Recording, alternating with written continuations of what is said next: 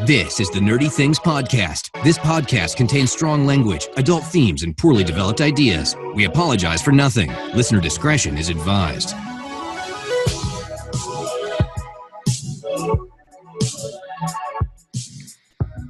Hello, everyone, and welcome to episode 51 of the Nerdy Things Podcast. I am one of your hosts, Kevin. I am joined, as always, by Jules. Hey, Jules. Heyo. And by Tim. What's going on, Tim? Hey, this episode started without disaster. Yay. Yeah, fantastic. Last time I was sneezing to death. The time before that, we lost Jules. You started the music this time, and there was no curse. This is great. Nothing. We broke it. That's fantastic. So, Tim, as designated sports ball nerd, I have a question. Are you excited for the XFL? I was curious about your thoughts. The XFL. Jules, I will be completely shocked if the XFL actually happens. it's gonna happen. It's he not has gonna enough happen. money. Yeah, he does. It's just gonna. So, all right, here's What's the XFL? Explain what. So the XFL was a thing. Vince McMahon, like back in I think the early 2000s, started another pro football league. I remember this. And they had like cheerleaders and crazy touchdown dances, and they put nicknames on the back of the jerseys. One guy was named He Hate Me, and he ended up playing the NFL. Adam Jones, I think, was his name. I'm probably getting that wrong, but that's the XFL. It's pretty wild, and I think some guy went to the hospital during the game and then came back to finish the game at one time. Some intense stuff happened in it. So here's the thing with the XFL. Here's the why this is happening now thing.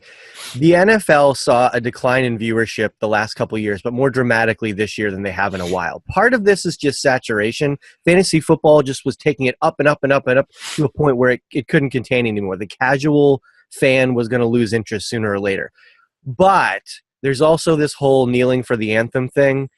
And it's funny because you have half the people that say that they stopped watching because players were kneeling, and then you have half the people that say they stopped watching because there was an outcry against the players kneeling. So who knows where they're really losing viewers and what they should do. But anyways, Vince McMahon thinks that he has an opportunity to take the patriotic people and who have boycotted the NFL and get them to watch the XFL. Problem is, he's not going to start this till 2020. By the time 2020 rolls around, nobody will even be talking about kneeling for the anthem. The viewership will that whole thing will have leveled off. And the problem is there's no players that are going to go play for him. The most important position in football is quarterback. Backup quarterbacks in the NFL make $10+ million. They will not be able to pay a starting quarterback that much. So how are they going to even get the best backup to go start? And there's not even 15 good starters in the NFL. Let's start with that. Well, that's why I'm trying out quarterbacks. I'm trying out for the San Antonio XFL team 2020. Start the campaign. Let's do it. Pay me whatever. I'll throw whatever you want. I'll tackle whoever. Well, there's actually really only one good quarterback. Yeah, there you go. And that's Tom Brady. That is Tom Brady. So you're excited about the big game, Tim? The big game that's coming, whatever that is. But yeah, I just wanted to hear your thoughts on the XFL. So I guess you're not that excited. You're not as excited as I thought. Womp womp. No, stupid. I just want some cool storyline to go with my football. That's what I need. Yeah, so you want like a soap opera football? That is the NFL. If you followed the Patriots I guess for years, it is freaking drama history. Because you can't find anything interesting to say about them on the field because all we do is win, baby. But so you have to pick out all the other stuff. There's guys from 2001, the Rams, who are still doing interviews this week about how the Patriots cheated against them. Wow. Some mythical cheating that never really happened, but I don't understand. I was in the huddle, and he knew we were going to run an X2 before I even knew we were going to run an X2, and sure enough, we ran an X2. Well, if you knew he knew you were going to run an X2, and you're in the huddle still, why didn't you switch to a different play, you dummy? Stop blaming the cheaters and just say the reason why you're not good enough is because you're not good enough, Marshall Faulk. Sorry to bring up football. Never mind. Let's get into the nerdy section. If this is the first time listening to us, we welcome you and thank you for listening to that part, the opening. We do a nerdy news section at the beginning, and then later on we get into a main topic every episode. And this week's main topic is something super awesome, Harry Potter, and we're going to be talking about the first 3 books, first 3 movies. This is our first Harry Potter talk, so we're going to talk about it a little bit at length. I think that's what we're aiming for. But every episode we do nerdy news, and then we get into a main topic. Don't forget, you can reach us on most social media at NerdyThingsPod. That's NerdyThingsPod. You can send us an email at nerdythingspod@gmail.com. You can visit our website, nerdythingspod.com, for the latest nerdy news updated daily, and links to our merch for shirts and more. Links to YouTube to watch the podcast episodes, because we do these in video now. And if you want to go check out our thumbnails, they're getting pretty good. So you definitely want to see this one if you're an audio listener only. Our Patreon for extra content like bloopers and early access to our stuff.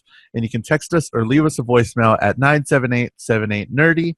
That's 978-786-3739. So we've had a lot of people reach out to us on social media, but I want some more voicemails. I want to hear some more of your voice.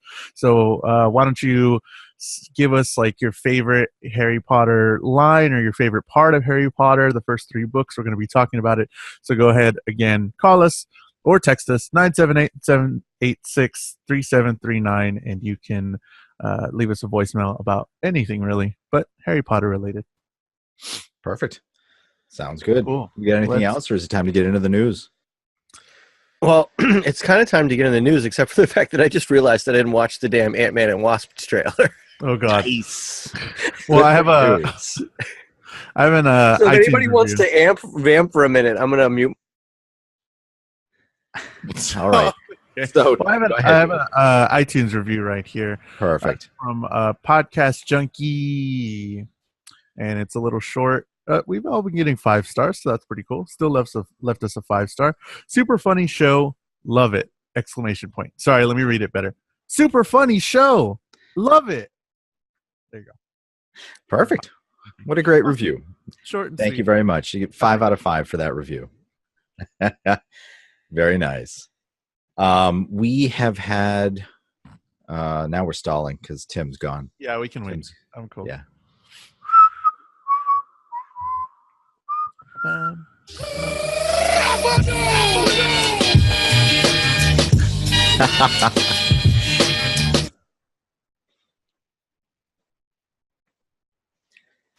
So that's good to know. Tim can still hear us. Yeah. Butts.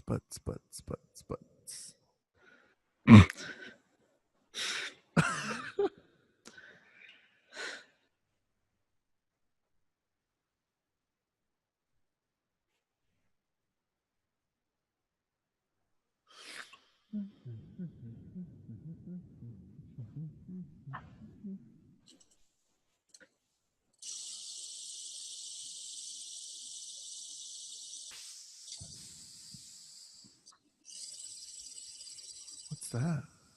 Wow, you have a fidget spinner. Oh boy. It's a mini. It's It's a midget spinner. Wow. Why? Did you get that as a gift? I can't. No, I actually found it at work and stole it. Oh, okay, cool. I just didn't want you paying money for that.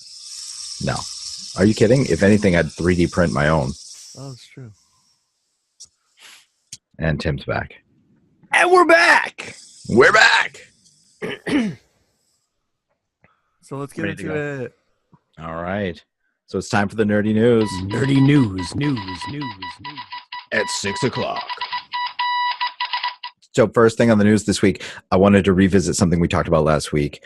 I am super sad that it was released pretty much after, like the minutes after we recorded last week's episode, that the Crocodile Dundee thing is in fact a hoax and that it's just a tourism ad for Australia. But they are still releasing more for it. There's been 2 more videos since last week. A third one that just kind of outlined the scene where they did the water buffalo thing, which was hilarious.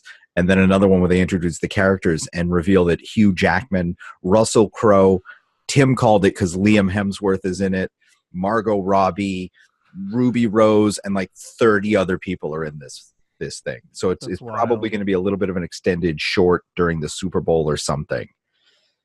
Jesus, they're gonna make it like a 5-minute thing. How much is that gonna cost? Millions. Yeah, right. That's ridiculous. And they could have spent this money and made an actual movie. Guys, Tim, this is my most anticipated movie of the year. It's not even a movie. I know. How sad. Why is it not happening? Like, seriously, this has to happen. It has to. Maybe after they see how well it does and how many people, everybody that's listening right now, go to Australia so that they say this thing works. And it's like, oh, well, I guess we got to make a movie about it. Look how successful it was. Let's just, before the end of 2018, let's all take a visit to Australia really quick, like a day, real quick, just in and out, go pet a kangaroo and then come back. Just fly in, fly out same day. I mean, really. There you go. And then they'll be like, oh, okay, well, maybe we're in talks for a movie. And then, boom, there you go. We got it. Guys, it's Danny McBride. I love Danny McBride. It's finally the Hemsworth brothers movie that we've been waiting for. Russell Crowe, my favorite actor of all time. I mean, what, Margot Robbie? The only thing they're missing, and they could just add her in, Rebel Wilson. You add Rebel Wilson in this, and this is a perfect film. I'm so insanely excited for this movie actually happening. You just gotta throw it's not a hoax. The hoax, guys. The hoax is that this is a hoax. There's no way they went to all this trouble for a tourism ad for Australia. The hoax is that it's a hoax. Yeah. Twisted and turned. That's what's I don't know, man. But people like to go over the top with Super Bowl ads and stuff, so I can see it's on the fence. We'll see what actually comes out. Just wait. When the ad runs, everybody's going to be like, oh, this is that tourism ad. I heard all about this thing. And then at the very end, it's going to be like, coming out July 22nd, 2018. Boom. I'd love that. Like a double fake. That'd be great.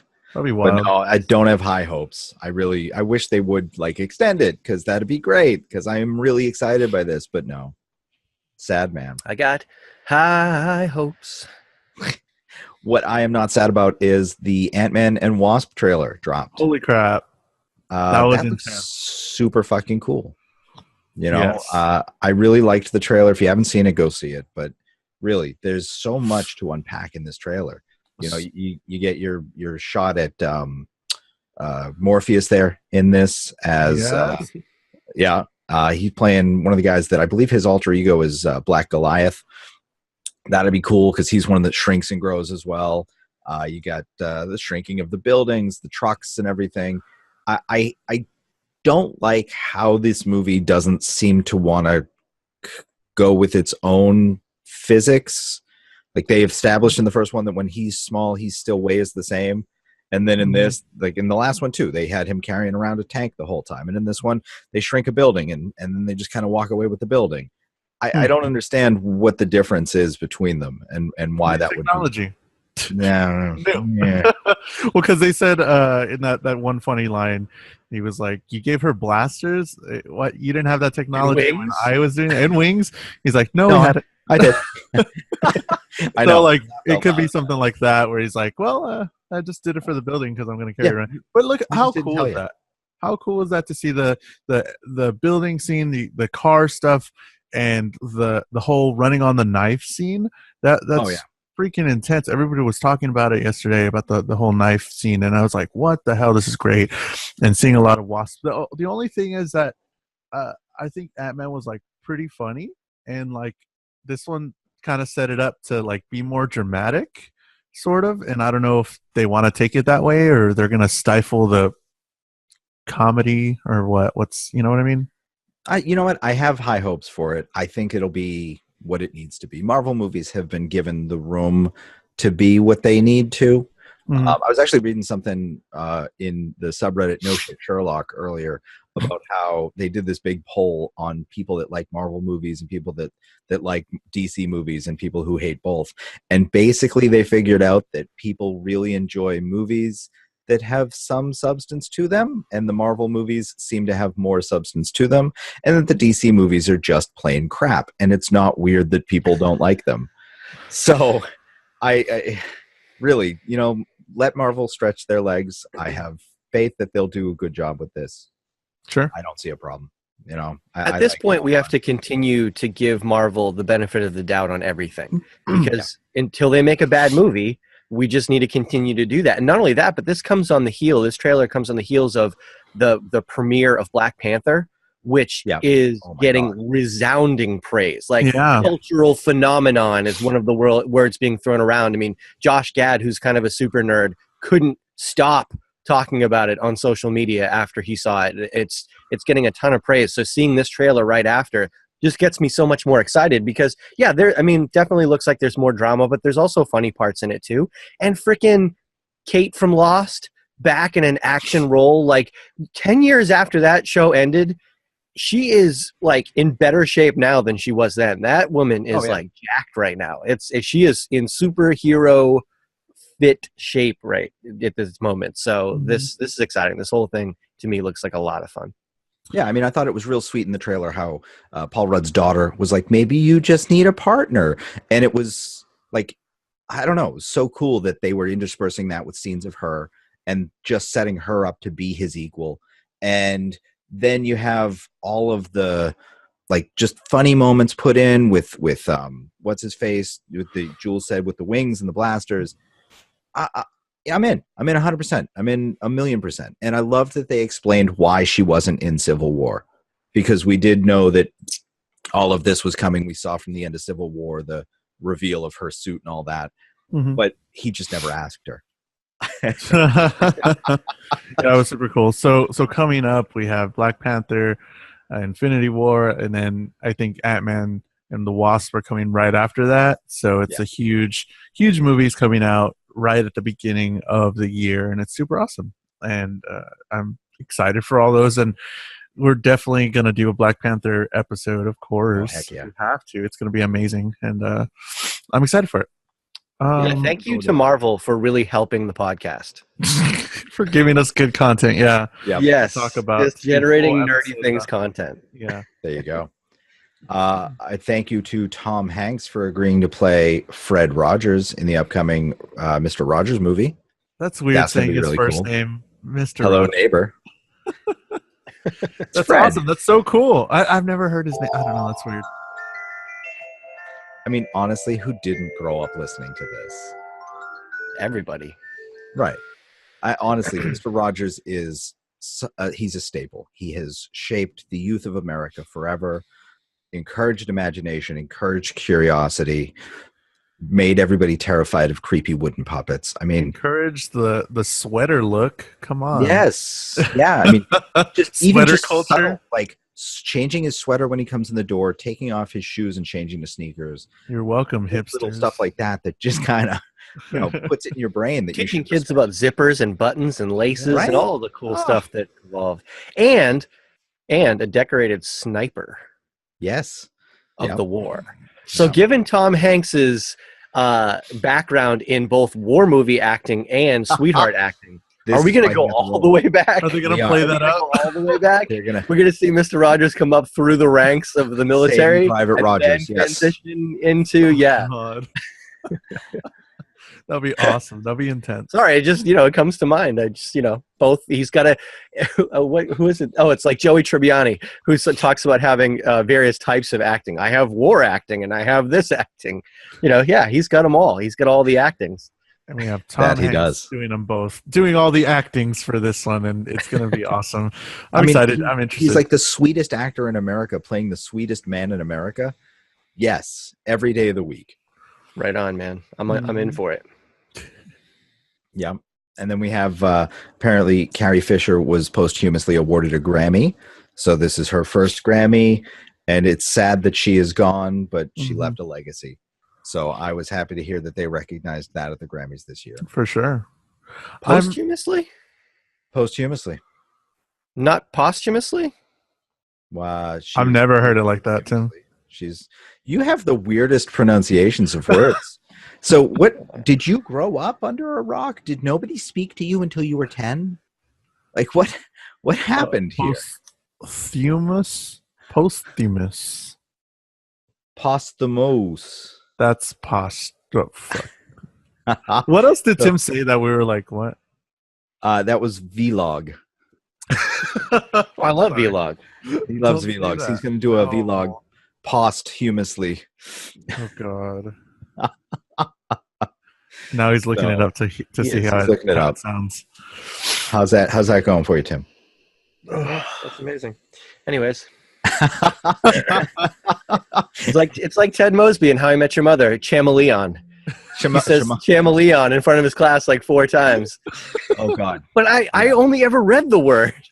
Yep. I have a cousin whose wife calls it shamamaliti, and she does not know she is mispronouncing it. Oh my God, I'm gonna say that. Yep. Oh my Every goodness, time. that's So great. whenever we have tea, I ask my wife if I can have shamamali instead of chamomile, because why wouldn't you? That's fantastic. Okay. Anyways, I'm gonna say that. I love the cringe. Fair. Yes. Yep. Oh boy.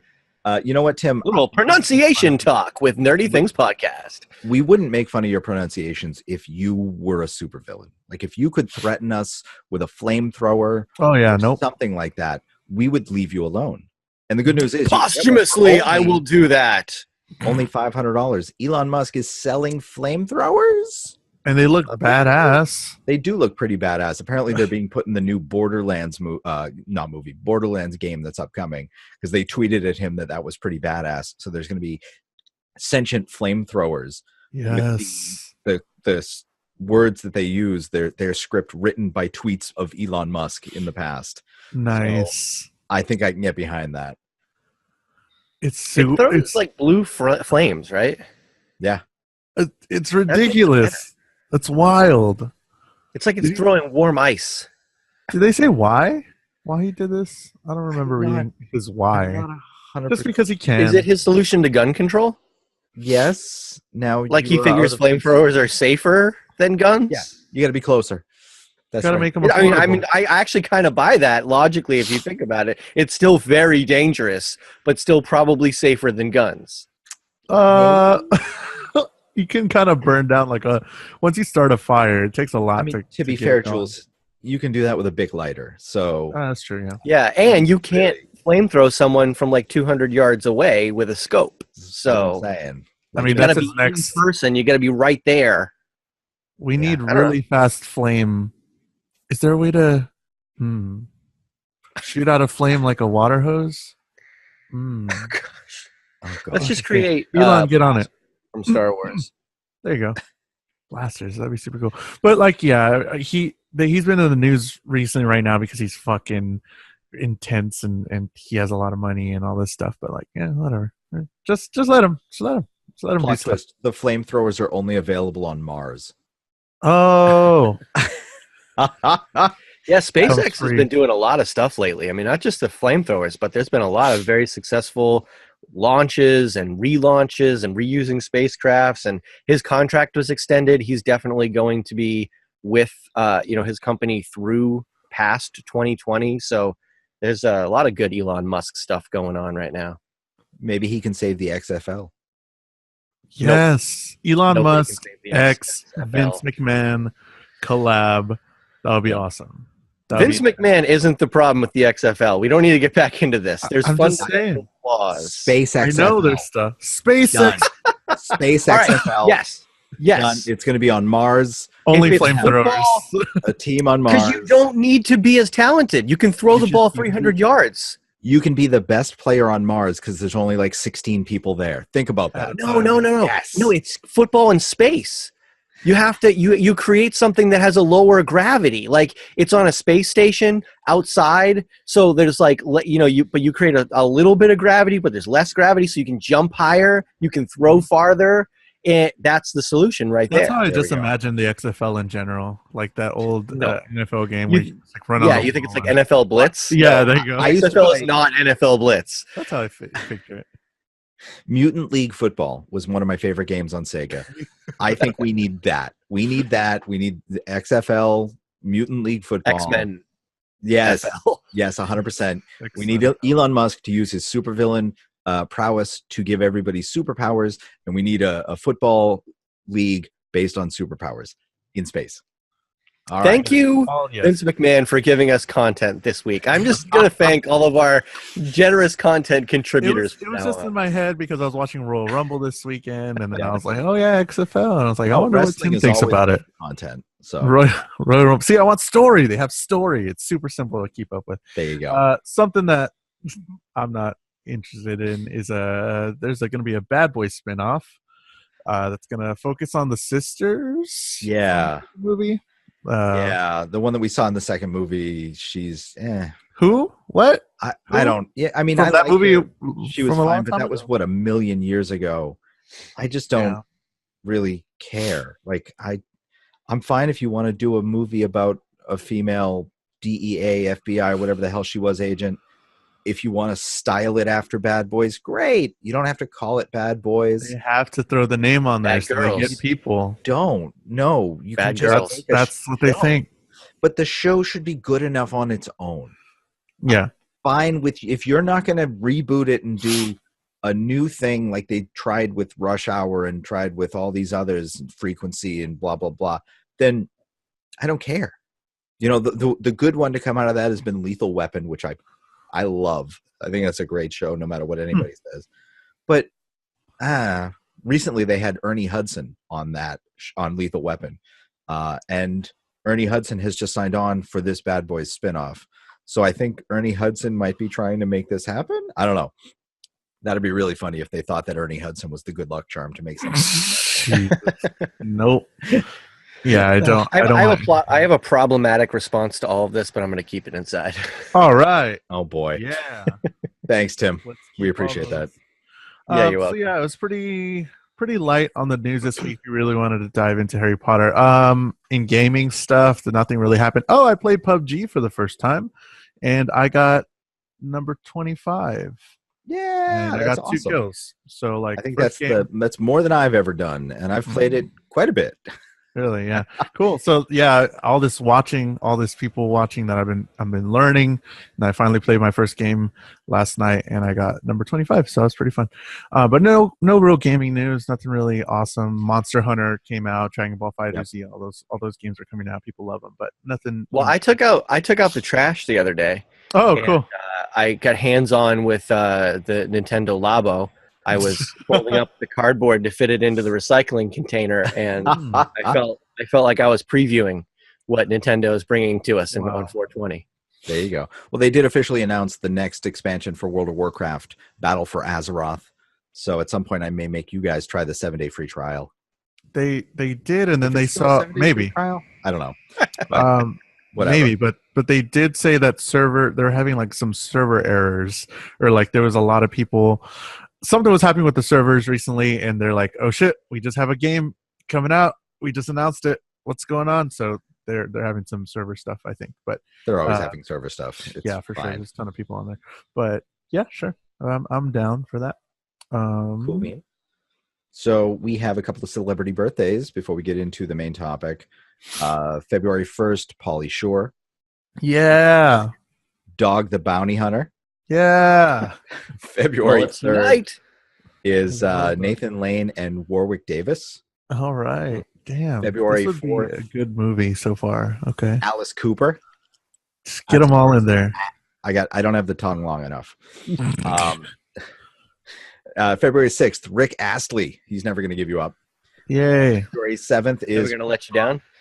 and James Spader. So a decent week for celebrity birthdays. Yeah. I love me some Chris Rock. We talked about gun control earlier. You guys ever hear about his perfect solution to gun control? No. Please, I'm sure you're going to tell us. Everybody's talking about gun control. You got to give everybody flamethrowers.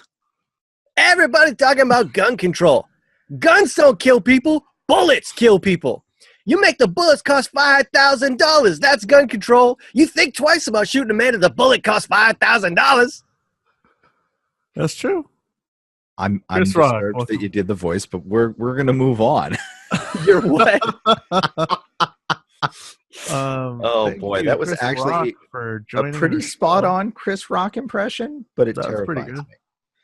I'm all right. Like, I'm allowed to do Chris Rock. It's an impression. I'm allowed to do But that. that wasn't the problem. It was really good. It's Yeah. really- Oh, okay, cool. Oh boy. All right, it is time for the main topic. This week, as Jules said at the top, we are going to get into the first 3 Harry Potter books and movies. So we're going to be covering The Sorcerer's Stone, The Chamber of Secrets, and what is it, The Order of the Phoenix? That's the third one? Jesus Christ. No, God. No? You're Prisoner of asking. Azkaban. Prisoner of Azkaban, that's what it is. So yeah, there we go. Oh, that hurt me so much. Okay. I kind of don't want to do this with you anymore. You don't have to. That's fine. Damn, if I had $1 every time I heard that. No. Anyways, so Harry Potter. I'm so excited for this. Yeah. I'm so excited for this. I'm great. Like, so like this is, first of all, part of a much larger thing. Like the second Fantastic Beasts movie is coming out in November, so we're going to hit like all of the books and everything in a few different, episodes leading up to it. We'll space them out a little bit. But I have been obsessed with Harry Potter for so long, and I am so excited to be able to talk about this. This is one of my most excited episodes that I've been thinking about since I joined this podcast. So this is awesome. I mean, I love sure. Harry Potter, but Harry Potter was always one of those things where there's just so much of it. Like there's 7 books. There's 8 movies. But in just the main continuity, we've got the spin-off in Fantastic Beasts. We've got spin-off books in supplemental books, supplemental books. We've got the play in the what is it? The Cursed Child. I had to look behind me. It's on the shelf right there. But there's just, it's so much. And I mean, I get really confused when there's so many things in it. Like I just did with the name. It doesn't stick. Like I'm not good with the order of things. I think it was prisoners or phoenixes.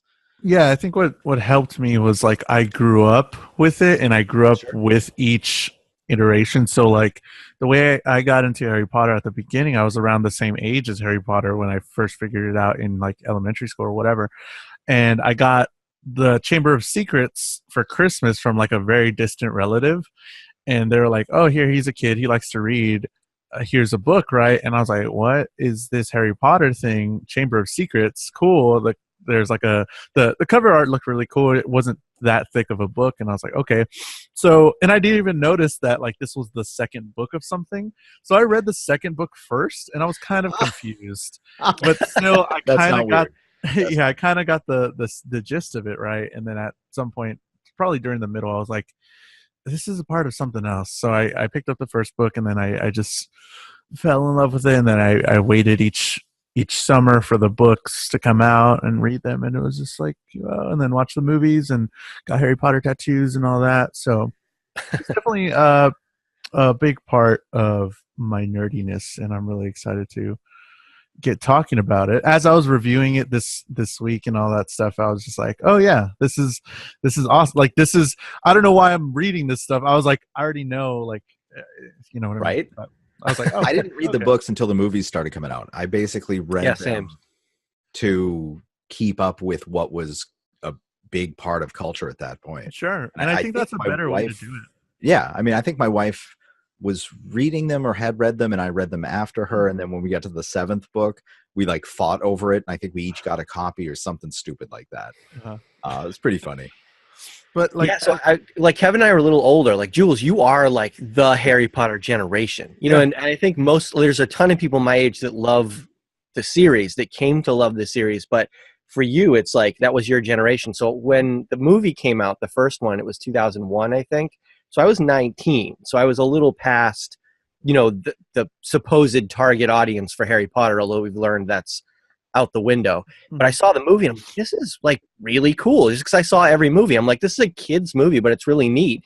And I was like, maybe I'll read the book. And then I just didn't, And then the second one came out and I realized that, this story is getting a little bit darker, a little more mature. Yeah. So then I went and I read the first 2 books in like 2 days, 3 days. Got the 3rd book. And by that point, I don't think the 4th one had come out yet. I think that's when I really started like doing it. And I would go to the midnight book releases. I almost got arrested at one of them. That's a fun story. I did the whole thing. And I was the guy who I probably reread the series twice a year during the time that the books were coming out, because for me, it was like a puzzle. I wanted to know what happened. And I'm on like the leakycauldron.org message boards and like listen to the theories and coming up with theories. The only thing that bothered me was like the shipping. I wasn't really big on the whole shipping thing. Okay. But everything else, like, yeah, I just want to talk about, oh, well, maybe this is where it's going. Maybe. And that was what made it so fun for me. Like, it became more of a process. Yeah, by the time there's 5 or 6 books, I'm literally just constantly rereading Harry Potter. Because when there's 2 or 3 of them and you reread them a couple times a year, it's a couple weeks at a time. But when they became 800 pages and there's 5 or 6, it's just a constant rotation of Harry Potter. And so this discussion's weird for me because back then I knew every detail like at the drop of a hat. And it's been quite a few years since I've probably actually sat down and read the books. I still watch the movies a lot. So, but this is weird because I'm looking for themes and things, and I'm searching online. I'm like, oh yeah, I forgot that little difference. Whereas before, I'd be like, oh yeah, on page 400, there was this thing that happened. So this is gonna be fun. And that was like the fun part about it when it was coming out, and that not a lot of people know about it if they just jumped on it in the last movie, or if they're just getting into it, or the younger audience that has it all laid out for them. But as it was going on, there was a lot of mystery. There was a lot of tight-knit stuff that that J.K. Rowling didn't talk about. There was a lot of details that she would throw in there that didn't mean anything, that were just to character development. But red herrings. Yeah, whenever you read them, whenever I reread them again, leading into like some of the subsequent books, I was like, is that going to be something? Is that something that I'm going to miss or whatever? And it's like, no, that she was just describing something. It's like, oh, okay. But there was a lot of, mystery behind it. Now we have Pottermore. That's a huge thing that she's doing that you can go online and get all of the information for. The books are out. There's tons of people just dissecting it also. All the information is at your fingertips. But during it was ridiculous at how little we did know about this world and how it developed. So. Yeah, there's so much extraneous detail that she already had, and little bits of it are in the book. So like you can tell by the way that she's writing it that there's more to the story, but you just didn't know how much of that more was part of the central story. So you're just all over the place trying to figure out what actually ties in and how this is all going to end. And I never guessed really well, honestly, on what was going to happen. It was just so much. Like, she always kept me on my toes. And I mean, I don't know who could have predicted the ending, whether you like it or not. It was just so much fun following that journey. I really missed that. It was a blast. Oh, very much so. I mean, Tim, you touched a little bit on the shipping aspect of it. This is something that came up basically at a time when I think the internet was ripe for fan fiction. And oh yeah, a lot of like the speculation that you guys are talking about. And I just wanted to quickly touch on, if you like the Harry Potter books and that type of thing, there are 2 books that I have read that are tangentially connected.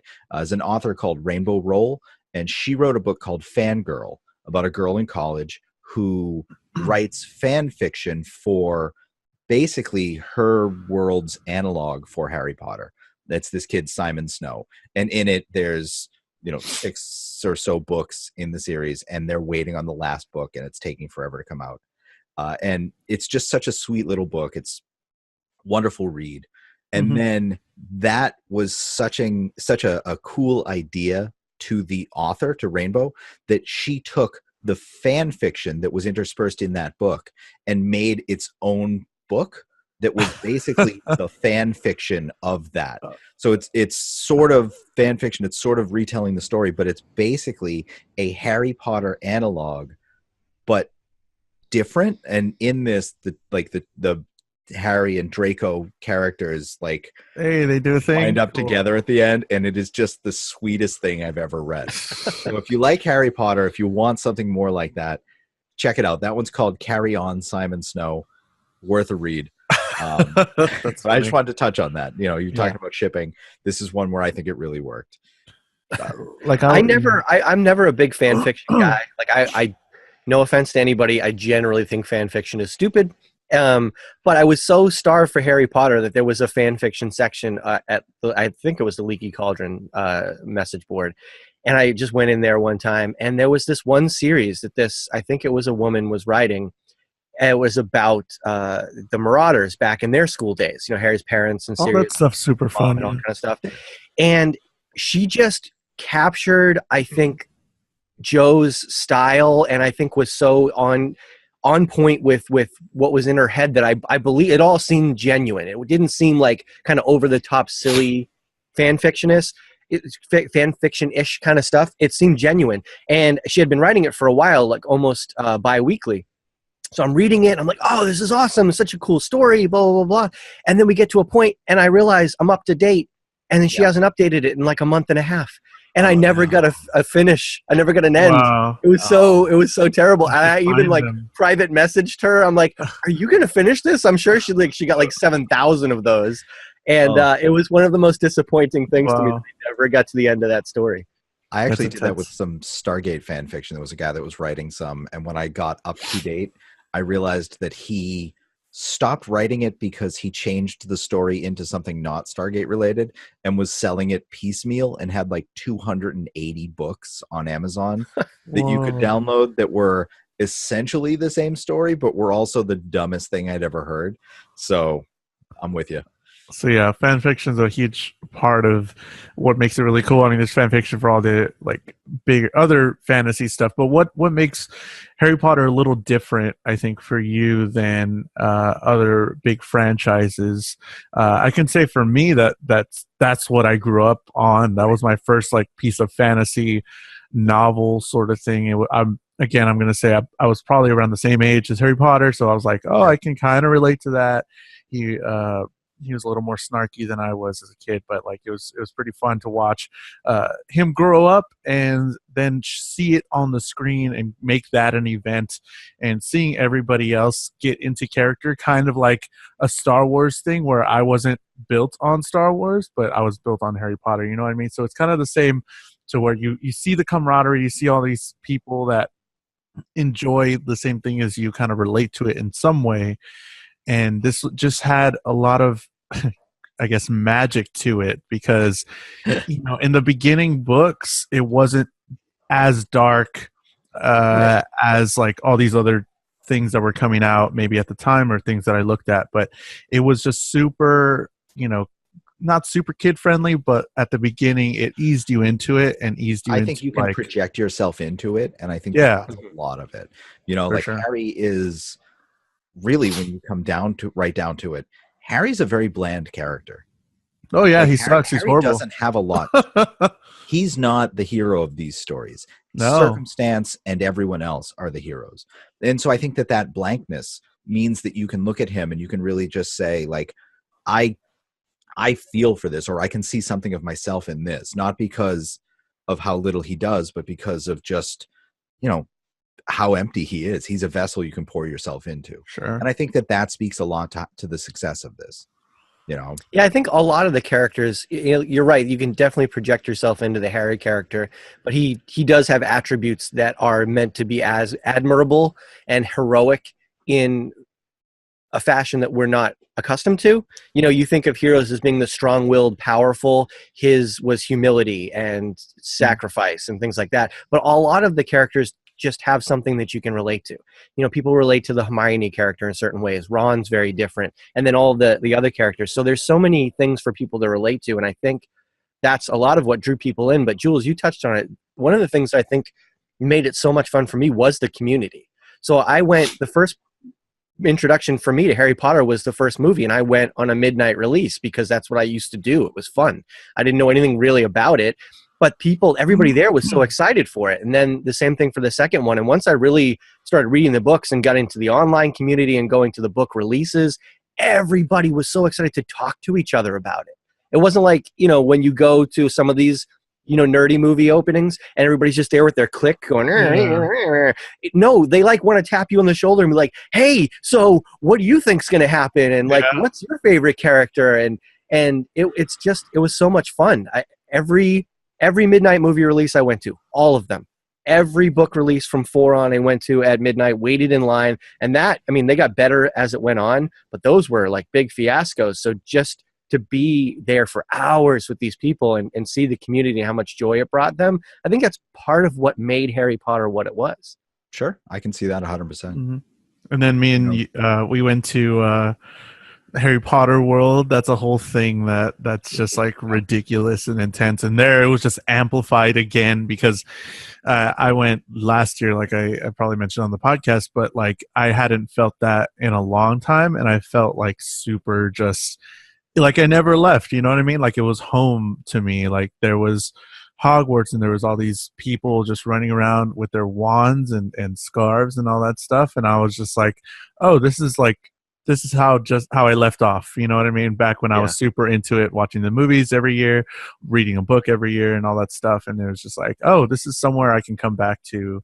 And the Harry Potter, just everything. It's still alive there. Yeah, it's still there. It was fantastic. It's so cool to see like little 5-year-olds just going nuts at that place, like at Disney or the rest of the theme park. But then to see a 35-year-old with, the first time, just this look on your face, like just past a mirror. Yeah, I know, but there was that's what I'm saying. It was me. There were others. Just this wide look on your face, mouth kind of open a little bit, like I'm here. Like this was the world that lived in my imagination for all this time, and I'm in it. I'm touching it, and there's the bricks and the wall and the whole thing, and it's a really cool experience for anybody who hasn't done that. It's if you're a Harry Potter fan, you have to make that trip at least once, whatever it takes. You've got to go. But so just talking about the series and why it's so special, those are all kind of emotional, things that I think bring people into it. But the nuts and bolts of the series itself, we talk endlessly on this podcast right now about how movie studios try to create universes out of nothing. They have one story and then they try after that to fill in the blank, or they don't even have a movie out and they're like, well, we're going to turn this into something. One of the things that makes this series so special was that she knew where it was going.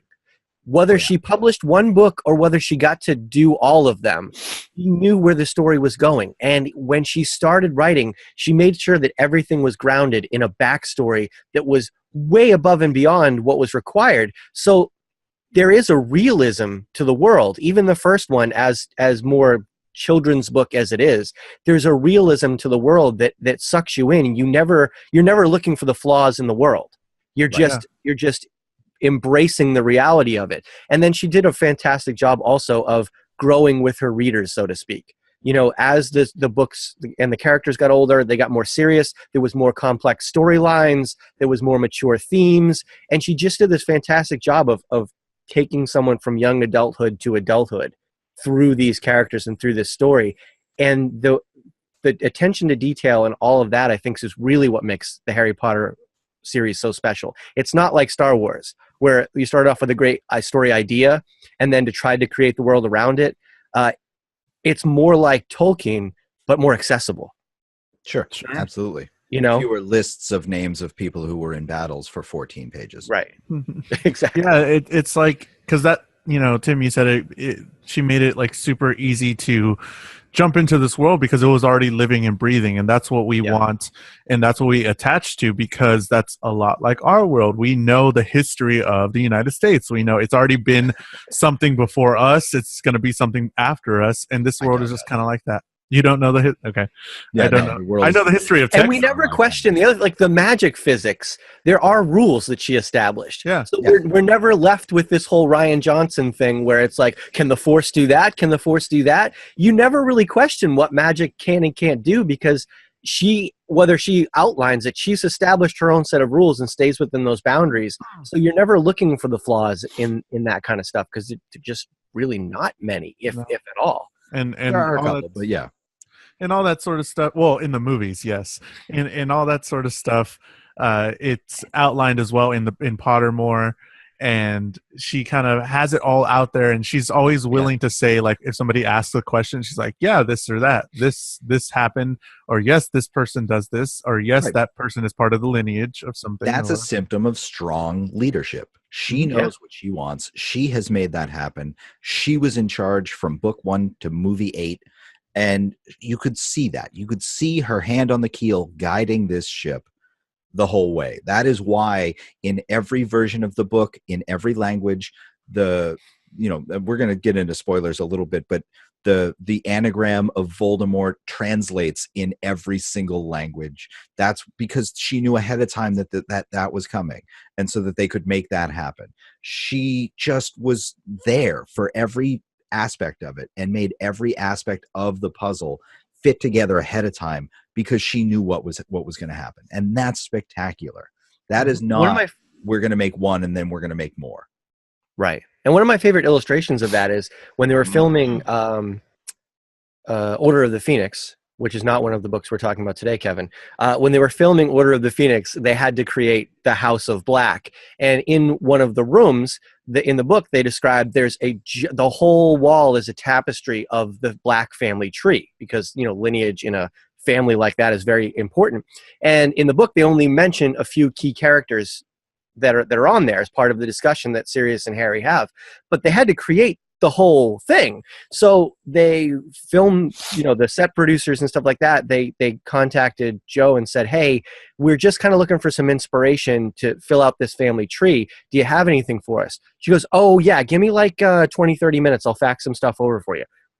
Within a half an hour, she had faxed back the entire Black family tree, going back like 10 generations. Wow. There is no reason for her to have that. And it wasn't like she just made it up. It was just in her files. She had to go find it.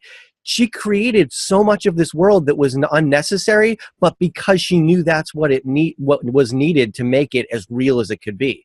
So that's absolutely one of my favorite illustrations, that none of this is just like making up as she goes. She had all this stuff, necessary or not, in case it came up at some point that she needed it. Not all of those details are important, but all of those details are important. Sure. Right? So that works out very well. You guys want to get into the stories? Let's do it. Let's do it. All right. So I'm going to give a little overview of each book, and then we'll talk about each book on its own. And we're going to compare and contrast them to the movies that came for each. So the first book starts with Harry living in a cupboard underneath the stairs at the Dursleys' house, tormented by Dudley Dursley, punished for everything that goes wrong in that household, and denied his magical heritage. Though they try to outrun it, at the stroke of midnight on his 11th birthday, Harry is invited to Hogwarts School of Wizarding by Hagrid. Hagrid takes him to Diagon Alley and supplies him with a wand that really just happens to be the twin of the most evil man in the world's wand. And they also buy him some books and stuff. On the train ride to school, Harry meets Ron and Hermione, and they get sorted into Gryffindor by the Sorting Hat. Yay. They meet Snape, and we discover that Snape hates Harry for reasons that we are not quite clear on at the moment. Draco Malfoy is a dick for no reason, and Harry gets drafted onto the school's Quidditch. Quidditch is like soccer, only worse. Snape tries to cheat at the Quidditch game and mess Harry up. Hermione sees this and decides that the only logical course of action is to set Snape on fire. And Harry gets, later for a gift, a one-of-a-kind invisibility cloak. Whoa. That apparently everyone is cool with this 11-year-old owning at a co-ed school. And they figure out that Voldemort is looking for the Sorcerer's Stone and decide they have to find it first. So they find a mirror that gives it to Harry for some reason. And the teacher, Quirrell, attacks him, and you find out that Voldemort's been living on this dude's head because he's been wearing a turban, and nobody thought that was strange. And then Dumbledore shows up, and Gryffindor wins. Yay! So that was... Yay! Why did we give Kevin that role as... Book one! Anyways. You should be destined for this wand when its brother gave you that scar. Whoa. Rip. Yeah. So the first thing I think we could talk about is in the book. I don't know. I don't know if I can reread that again. I tried, but it's just too not a lot. You know what I mean? It's like really for the younger reader, and I don't know how much YA that y'all read, but it's like Jules I'm has like, grown up. Yeah, I've grown up. No, the first book, I don't know. I have a short attention span now, and that's on me. So, like, I'm just like, oh. And because I already know the story, so I'm like, whatever. Bored. Going through the motions for the first two. The second one's more interesting. But for the first one, I remember it was, like, pretty difficult for me to reread it just because I was like, I already knew the stuff, and this is whatever. But some subtle changes from the book and the movie, they've already shown going forward and throughout this whole series between the book and the movie, there are so many more characters in the book. So that's why I always recommend people watching the movies first, and then to get more in depth, read the books, because it's so much, it's a different experience. Whereas I would recommend it the other way for a lot of series, but watch the movie and then you get it. and then in the books, it's like, oh, they have a bunch of other characters that you can kind of latch onto or hear more about it. Yeah, but at least in the first book, a lot of the characters that they cut were characters that were just like one-time characters. Yeah, or sure. like a That's why they did it. newscaster or things like that. So it's not as important. Like it's streamlining the story, which is great. Yeah. Which is what you should do when you're translating a book into a movie. Is you should look at this as an opportunity to sort of cut out some of the fat that inevitably gets into any story. Because when you're telling any story, you don't realize what's important until it's all done, and you don't always go back and cut it out. So I'm fine with that. Like there were some characters that didn't need to be there. Totally. And that's why the movies totally worked, is because they did that. And I think that's they wouldn't have done it the other way. The only character that I really loved was Peeves, that you don't get at all. The Peeves, the mischievous whatever, but like you don't get that at all in the movies, and he becomes like a huge part of everything in the book. So that's one thing. But just that's one plot different device more than anything else. Yeah, so that's true. It creates entertainment, but there are a lot of instances that occur and things that are revealed because of something that Peeves does, or they use him as a distraction. And I think that they did, by and large, a really good job in the movies of finding other ways to incorporate those same things into the story. And it goes to show, the difference between a book and a movie. In a book, you can include that character because he's, he provides entertainment value to the reader that he wouldn't necessarily bring to another level visually. And then you use him for the plot devices and stuff like that. And the same thing with like the History of Magic teacher, Professor Binns, as a ghost.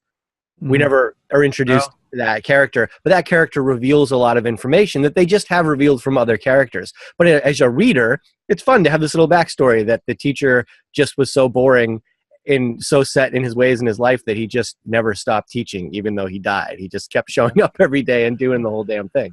And conversely, you can have visual gags in the movie that you couldn't really have in the book. Exactly. Like when you have the glass disappear when they go to the zoo, and the snake gets out, and then the glass reappears in the movie and traps Dudley behind the glass. But in the book, glass never comes back.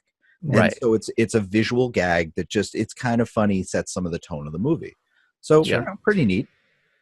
Yeah, and I think to your point, Jules, this is definitely a different book. The first two books are setups for the whole rest of the story. The third book is really where the story, so to speak, begins. The actual mystery that's unfolding in real time. The rest of it is introducing us into backstories and getting us emotionally involved into characters and stuff like that. But they're also, because they're younger, they're more whimsical.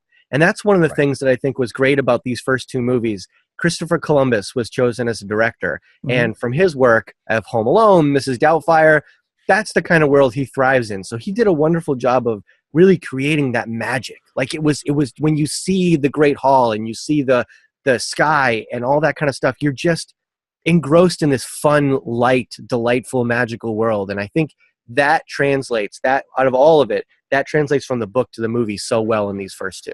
Yeah, and I think that shift into a story really, I always pair the first two up together because of the director of the movies, because they look similar and they sort of have the same feel. But yes, that does signify that these two are sort of set up in movie-wise. You can see them, but like the first two sort of came out very close to the same time. So that's how I read them.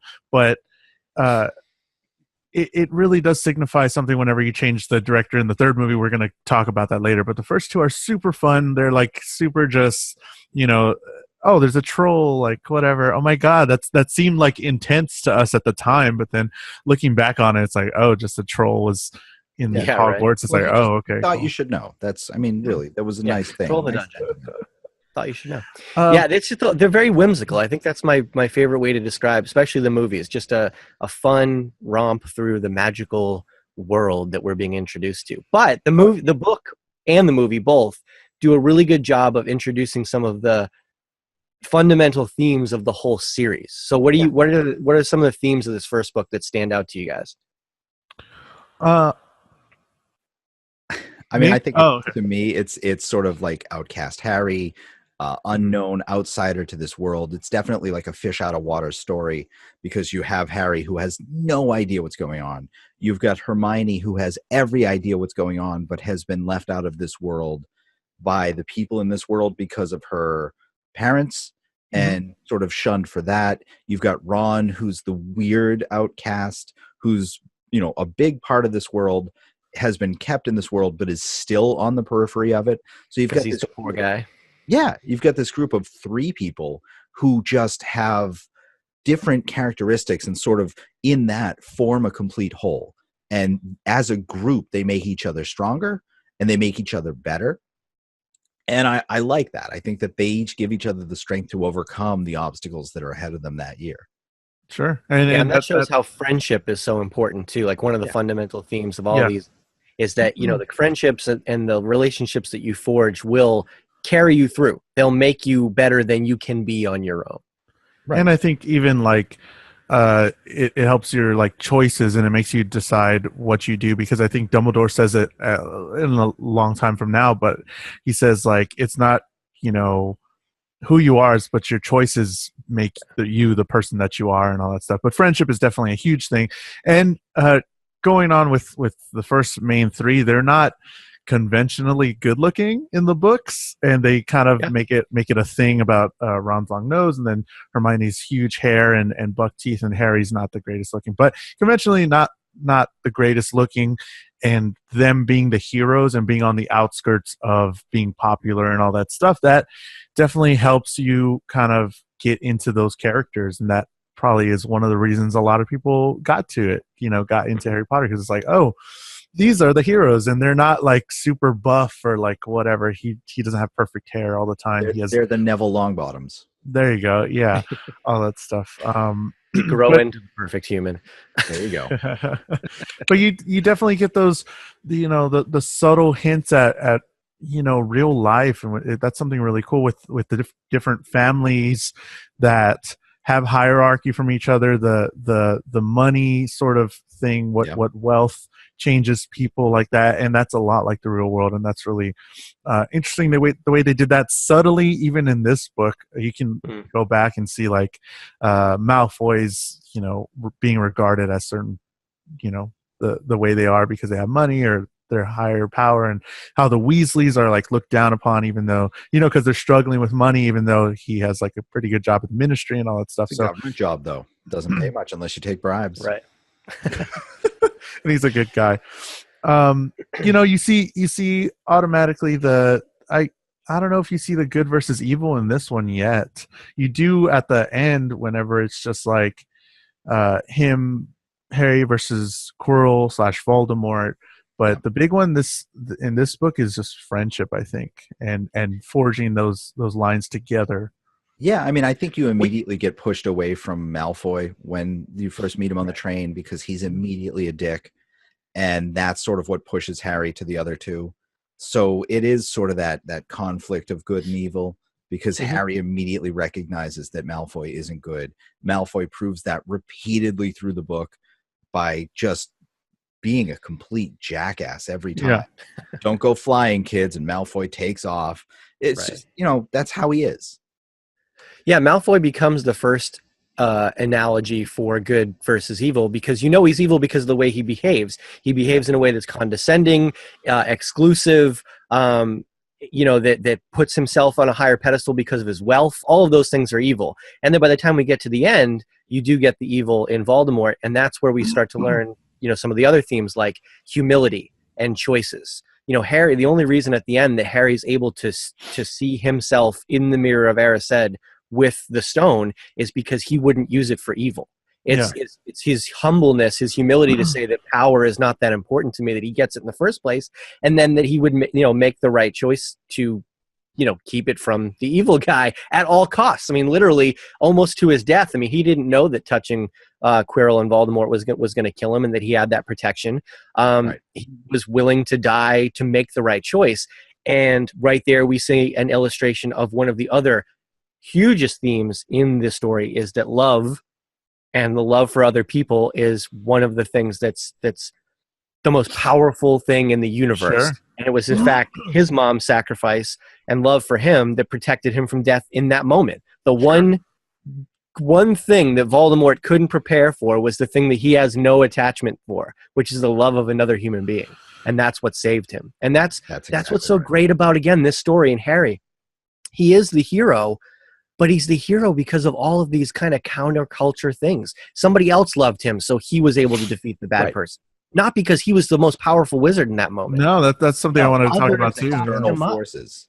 Yeah. People in his life, it's the actions, it's just circumstance that makes him the hero. Yeah, that whole not to get too far ahead, but I think we get a lot of that too in much later books too. Right. So Tim, let's transition a little bit. What was your favorite scene in the books / movies? So and all that. Like, what was your favorite scene? Pick one. My favorite scene in the book, I would say like just Diagon Alley. The first time that Harry gets introduced into the magical world, right from just the sign that appears out of nowhere that he realizes he has something that other people don't. He realizes he's famous, but then he gets this picture that there's this whole world that nobody knows about. And all of the cool little things about it, the magical wands and the magical creatures and the books and just everything that exists behind the scenes that makes up this whole magical universe that Muggles don't even know exists. So I think if I'm picking one from the book, that's my favorite scene. In the movie, because I like sports balls, I liked the Quidditch scene. I just thought the Quidditch scene was really cool. Sure. But can I just bring out one scene that was cut that I really love, and I get why it was cut. So we open the movie with McGonagall and Dumbledore, kind of catching us up on a little bit of what's happened, and then Hagrid brings Harry, and we dropped him off. And I totally get that that's how you would open this movie, because that's really where this story starts. But in the book, they do this really clever thing where the book starts from the point of view of Mr. Dursley, just doing his regular old human world thing to work, and around him, all these peculiar things are happening, and he doesn't understand why. And I think that's a perfect illustration that the wizards really do exist in our world. And that we just miss it. You know what I mean? So it sets that whole thing up that, guys, this isn't some fanciful story. This actually happens amongst us. Believe it. And I just like that. I think that's a cool little introduction to this whole thing.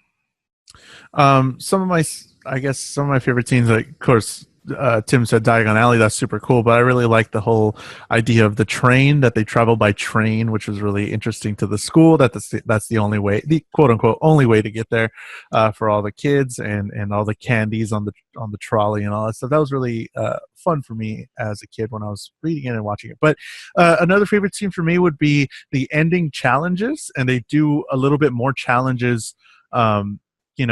They do explain a little bit more about it in the books, and they do more challenges like Snape's potion test or whatever, but they do all these different challenges that were set up by each of the Hogwarts teachers there to stop whoever's coming in from doing the thing. But the whole chess scene as well in the movie was super cool to watch, I played the first 2 Harry Potter video games as well on computers, so they had some of those challenges in that game as well. But the whole ending scene with all the different, the Devil's Snare and then all the chess and all that stuff, that was super cool. I have a tweet here from William, WW Sinclair, WW, on Twitter. The first has a good intro, but traps / protections to stop Voldy were defeated by 3 11-year-olds. In context, I feel like Neville broke the Chekhov's gun rule. He tries to stop the trio, and it's a defining moment. His points win the House Cup. Then he disappears until books 5 and 7.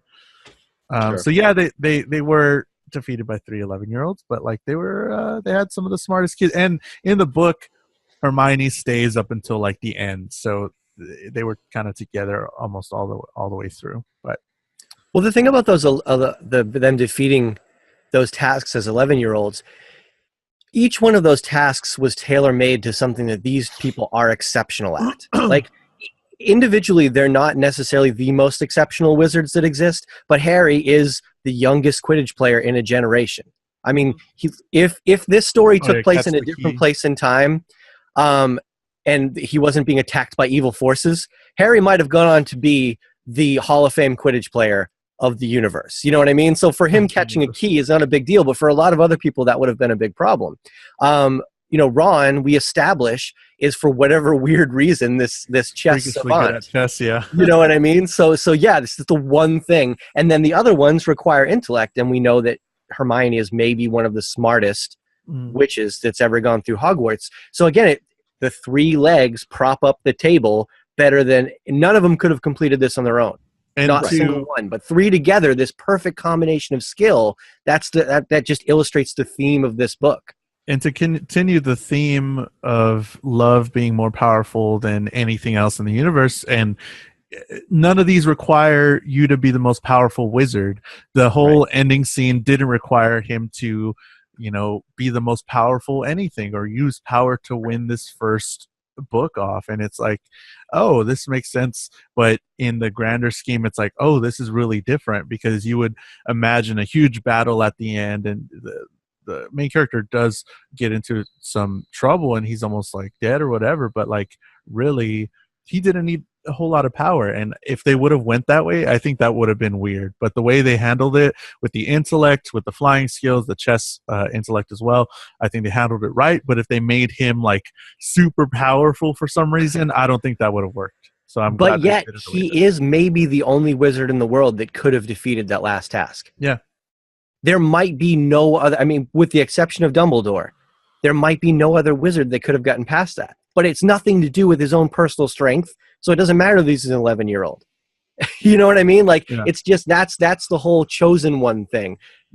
He was chosen for whatever reason, like this is the prophecy and all that kind of stuff, but he's literally probably the only wizard that could have made it through that last task. Kevin, do you have any favorite parts or anything? Before we move on? I did like the Quidditch, despite the fact that the rules of Quidditch don't really mean anything, and that the entire point, no, they don't, because the entire point is just to get the golden snitch. Nothing else in that game matters. It's like, but we establish how you can lose a game and collect the golden switch. People have lost that a couple movies from games. now. Yeah, people have lost games. The World Cup is ended by catching the golden snitch by the losing team. Listen, I'm a sports ball guy, okay? This rules established, and I like the rules of Quidditch. So, all right. That just means you have to work super hard as a chaser to try and get those balls in. Right. So, which is another little thing. In the movie, they say that Harry's dad was a seeker like him. He wasn't. He was a chaser. Yeah. Okay, but I thought it was pretty neat. All right. Mm-hmm. We have anything first book, or we want to get into the second book now? Let's go. Second book. All right. So Dobby, the house elf, shows up at the Dursleys and wrecks shop. He tells Harry not to go back to school. Ron kidnaps Harry with a flying car, and he lives with Ron for the summer for some reason. They can't take the train to school because they've been locked out. So they just drive, because that's apparently something you can do, despite the train being the only way you can get to Hogwarts. Let's see. At the school, cats and people keep getting petrified. The gang finds a diary for Moaning Myrtle that apparently responds when you write in it, which is exactly what diaries do. Cornelius Fudge and Lucius Malfoy come and remove Dumbledore and Hagrid from the school because people keep getting petrified. Ron and Harry decide that they're the only ones that can save the day yet again. So they follow Hermione's clues into the Chamber of Secrets under Moaning Myrtle's bathroom, where they encounter a basilisk. Then a phoenix arrives carrying a hat and pokes the basilisk's eyes out. And then Harry pulls a sword from the hat and kills the thing. And then they put the basilisk fang through the diary, destroying Tom Riddle, who was, spoiler alert, Voldemort.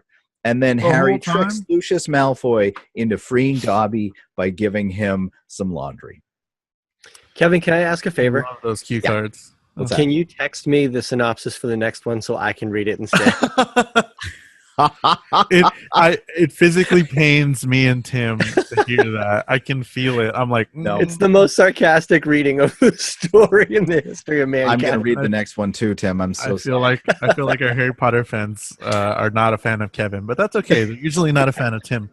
But so already he has some differences in the book and the movie, how Dobby apparates and stuff in the book, I think.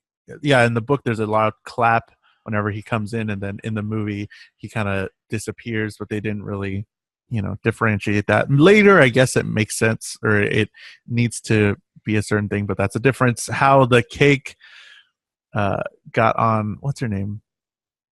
I don't know. In the movie, the cake got on the ant or whatever. It's not the ant. It's Dursley's. One of the people he's trying to sell drills to. That one, but in the book, it's on Harry, and then they get really mad at Harry and all that stuff. And what are some other differences? There's just a few little. Again, there's some minor characters and things like that go in and out that we didn't need in the movie, so that's pretty cool. Well, the thing with the crack jewels actually brings up one of the few, as I can see it, inconsistencies in her story. She also describes when Dumbledore appears at Private Drive in the first movie that he appears with a loud crack, and apparently that's an indication of apparition. However, as the series goes on, people are able to deftly apparate in and out of places without sound. So that is one of the things that I think she changed conveniently as the books went on.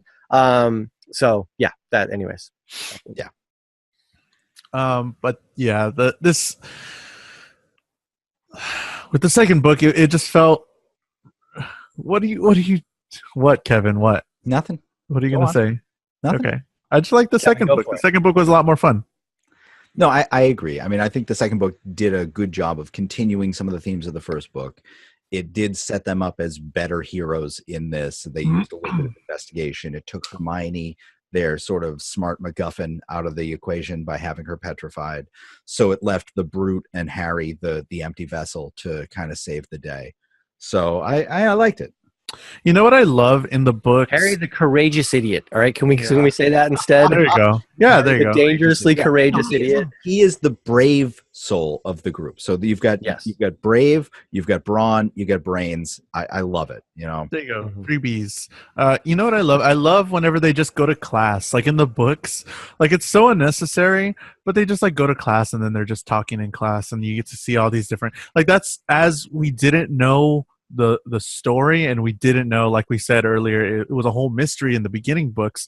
A lot of the beginning books had them going to class like a regular whatever, and they're like, oh, I got to go to this class or whatever, and they start talking in the class. I'm like, oh, this is so cool. This is like what I'm doing, but like magic, you know? So and things that happen in the common room, and like there's snow outside, and let's go outside of a snowball fight. Like there's so much more of the life in Hogwarts that you get in the books, and that's one of my favorite things about especially the early books is you're just engulfed in this kind of, these are 11, 12-year-old kids that are just in boarding school, away from their parents, you know? And that's kind of sad and kind of not fun. But at the same time, it's an experience that we don't get at regular school because they're just living life together every day. And it's fun to understand all of that's incorporated in that. It's fun. I enjoy it. And then like by the end of like the last book, they don't even go to school at all. You know what I mean? And like the whole time that was happening, I was wondering like what's going on in school because we don't have that perspective. I'm like, what's going on? I kind of figured. How are they gonna get graded? Yeah. What did Hermione make on that test? We'll never know. But like things like that, so little things like that in the book is just fantastic. It was just like super awesome to experience. And you know, they do story stuff within the actual realm of the classroom, but all that stuff was like super the fun. Classes are a great way to show us some of the history and breadths of this world. You know, it shows the depth, it shows the knowledge, it shows the things that we are not familiar with potions and dark arts and all of the other extra classes that they take. It's a great vessel to sort of introduce that to us, but it's also a great way to show the character of these people and some of the other people around them and how they interact with them. So it is a great little set piece for them to use, and they used it very effectively in these first couple books. I think in the later books they didn't have room for it because there was just so much forward plot momentum, because it was the culmination of all of these little things, sort of reaching ahead, and you had to have payoffs on a lot of the Chekhov's guns that you've had sprinkled throughout the series. And that's why I say these first couple books establish things. You know, these are books that establish what we need to know so that we can skip over some of those minor details in the later books to get really into the mystery, the story, the building of this thing that's happening. But one of the things that I always liked about the books that you weren't able to get in the movies is kind of the pre-Hogwarts stuff too. And, you know, in this one, then the first one was a lot more into Harry's life at home. We got a lot of insight into, you know, how he was tortured by the Dursleys. But in this one, we get to see our first real look into non-Hogwarts wizarding life. He did spend the summer with the Weasleys, and that was fun. You know, you see him denoming the garden and playing Quidditch by the, you know, the paddock in the backyard. Yeah. And then even the trip to Diagon Alley is interesting, because one of my favorite things is when Mr. Dursley and Mr. Malfoy muggle fight. I love that. Like, that cut that whole thing out of the book. Like, they step up to each other, and this is considered like totally lowbrow for wizards, you know? Yeah. They're like, you know, bumping chests, and, you know, you're rich and you're poor, and all of a sudden they're like punching each other's lights out, and there's camera crews around. I mean, and newspaper people from the Daily Prophet everywhere. So I love that scene. I always wish I could have seen Arthur punch in the face in the movie. There was a lot of punching around that they got cut for the movies. Like Draco and Ron, I think, had like a fist fight or something. Or I don't know, but what was I gonna say? Oh, the one thing that I didn't like though about the movies so far in these first two, Columbus sets it up, and you can see how immense Hogwarts is and how big it is. You know, we see he looks up and he sees all the stairways moving. There's tons of rooms that you imagine that you haven't seen, and there's tons of whatever. And that, you know, in Chamber of Secrets, nobody knew the Chamber of Secrets was there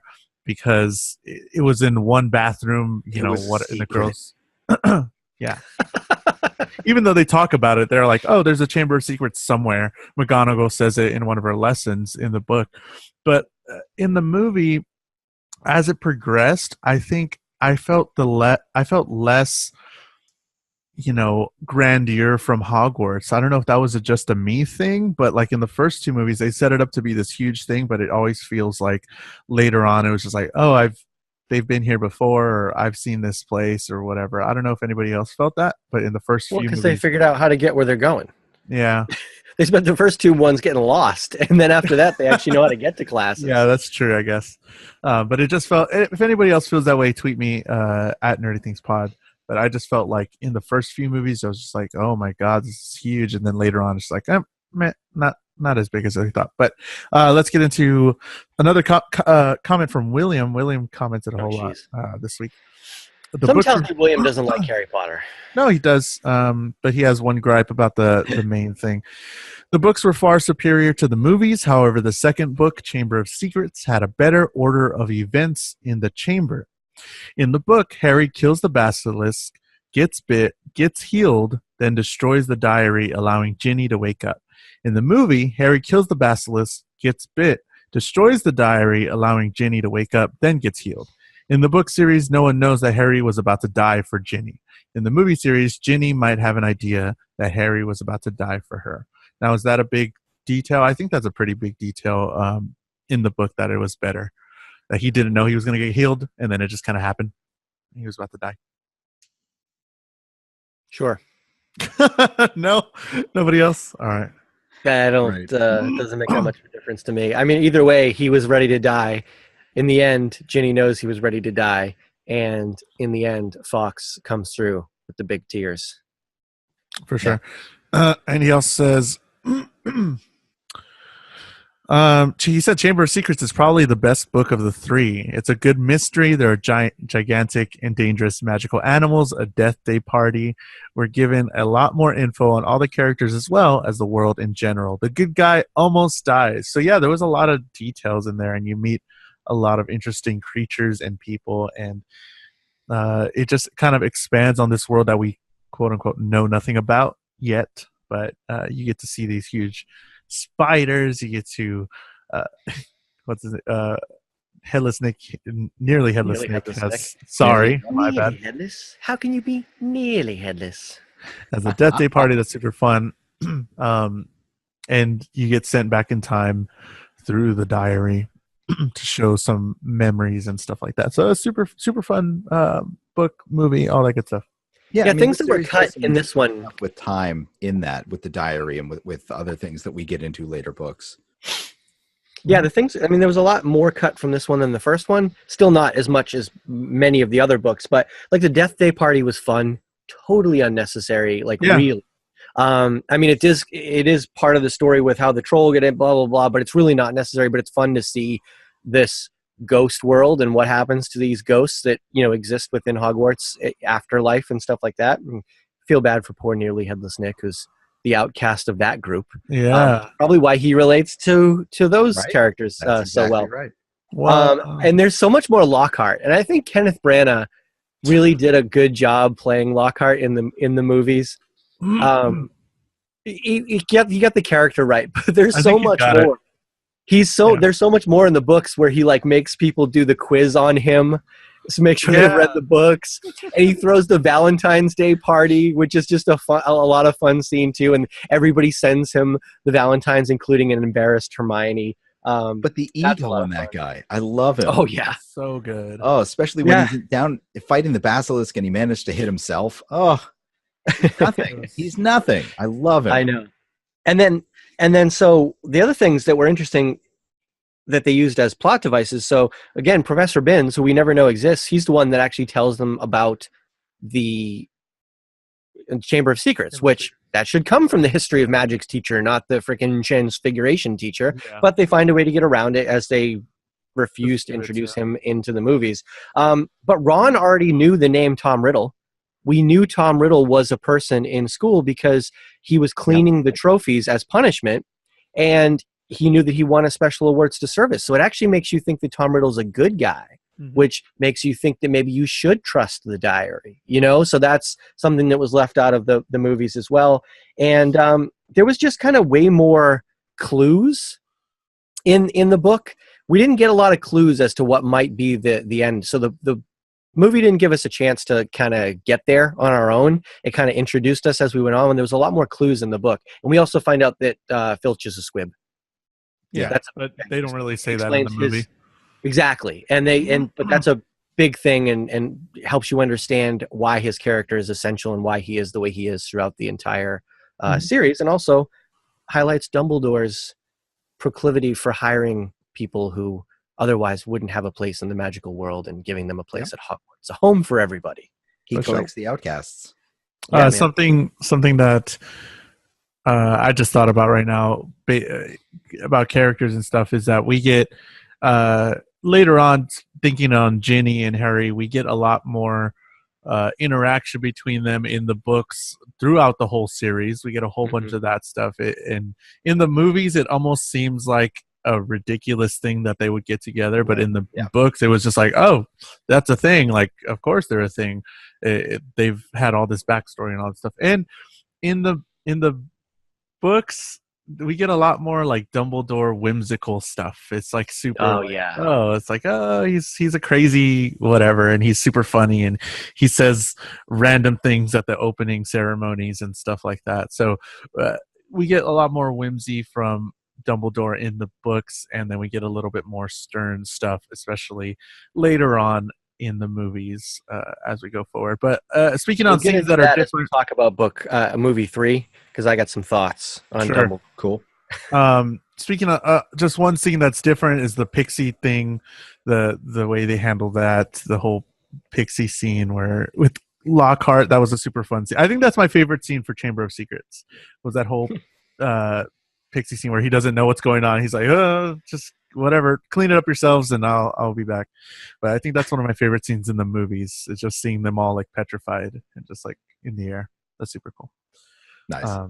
What are y'all's favorite scenes for Chamber of Secrets? Book wise, I think the time at the Burrows was just a lot of fun for me. Movie wise, I think the trip from King's Cross to Hogwarts, the whole car ride, I love that. I just thought it was a lot of fun. And when they come in and get bashed with the Whomping Willow, and we're introduced to the Whomping Willow, which is very important. I like that scene in the movie. I thought they did that really well. Plus, if you're into sound, the bass shakes in that scene when they're getting crushed. If you've got a nice big subwoofer in your sound system, you're gonna feel it. You go to an IMAX theater with butt kickers, you're gonna feel it in your butt. Yeah, I mean, honestly, I think the everything about the Whomping Willow really is what stands out to me. That is just such an interesting character, because it is a character in its own right, but it's an interesting character to have introduced into this book. So themes in this book, what were the major themes that stood out to you? Don't keep a diary. There you go. Yeah, lies and deceit. Well, the diary is an agent of deceit, and in the end, it's actually what vanquishes this version of Lord Voldemort. You know, I mean, that's killing that actually kills a part of Voldemort, as we come to find out later. So the lies and deceit will set you up for failure. That's a big theme in this. Anytime there's a portion of this book where somebody's trying to deceive someone else, it actually comes back to bite them in the rear end later on in the book. So yeah, that's a big theme. Much. Loyalty and fate versus free will. Really, the fact that Harry chose Hogwarts in the first place, we get a little more into that in this one. You know, the Sorting Hat had a mind to put him in Slytherin, which we know why later on again. But he essentially chose to be in Gryffindor, and that's why he gets the Sword of Gryffindor. His loyalty to everybody is why he gets that, and again, why he's able to kill this portion of Voldemort in the end. So those are big themes throughout this entire thing, as well. Cool. Yeah, I think the biggest theme is that Dumbledore saves the day every time. Dumbledore saves the day. Gryffindor wins. That's right. Yay. That's exactly right. Saves the day. And he saves the day in this next one too. For those audio listeners, this is me over here on YouTube shaking my head at Kevin. So here we go. Book 3. Harry is being haunted by a big black dog, and he finds out Sirius Black is after him. The train to school gets stopped by a Dementor, and Harry meets Lupin, the new Defense Against the Dark Arts teacher, and Professor Trelawney foresees Harry's death by seeing a big black dog in the tea leaves. Harry gets a broomstick as a present, which is a much cooler gift than it first sounds like, because his first one was destroyed by the Whomping Willow. Hilariously, Harry and crew almost kill Sirius Black before Lupin shows up and explains that they're really the best of friends. Ron's rat is revealed to be Peter Pettigrew, who killed Harry's parents. Lupin wigs out and turns into a werewolf, and they're saved by a random Patronus. The gang then time travel to save Buckbeak and Sirius Black and discover that Harry from the future was the one that sent that Patronus. They fly Buckbeak to rescue Sirius, and everyone lives happily ever after. That wasn't so bad. No, that was better. So bad. Yeah. Nice job. Hey, let's just start the movie with something that shouldn't have happened. That's one of my favorite things about this movie. He's in his room practicing a spell under his sheets. It's ridiculous. His spell's outside of Hogwarts. Yeah, the whole, you know, a lot of people have a problem with Hermione fixing his glasses, I think in the second one. Yeah. Which one was it in the movie? But like, we learn later that the Ministry of Magic knows that magic happened around this area. They don't really know who does it, but yeah, you know, they say it was on the Hogwarts Express. There's teachers on there, so it's whatever.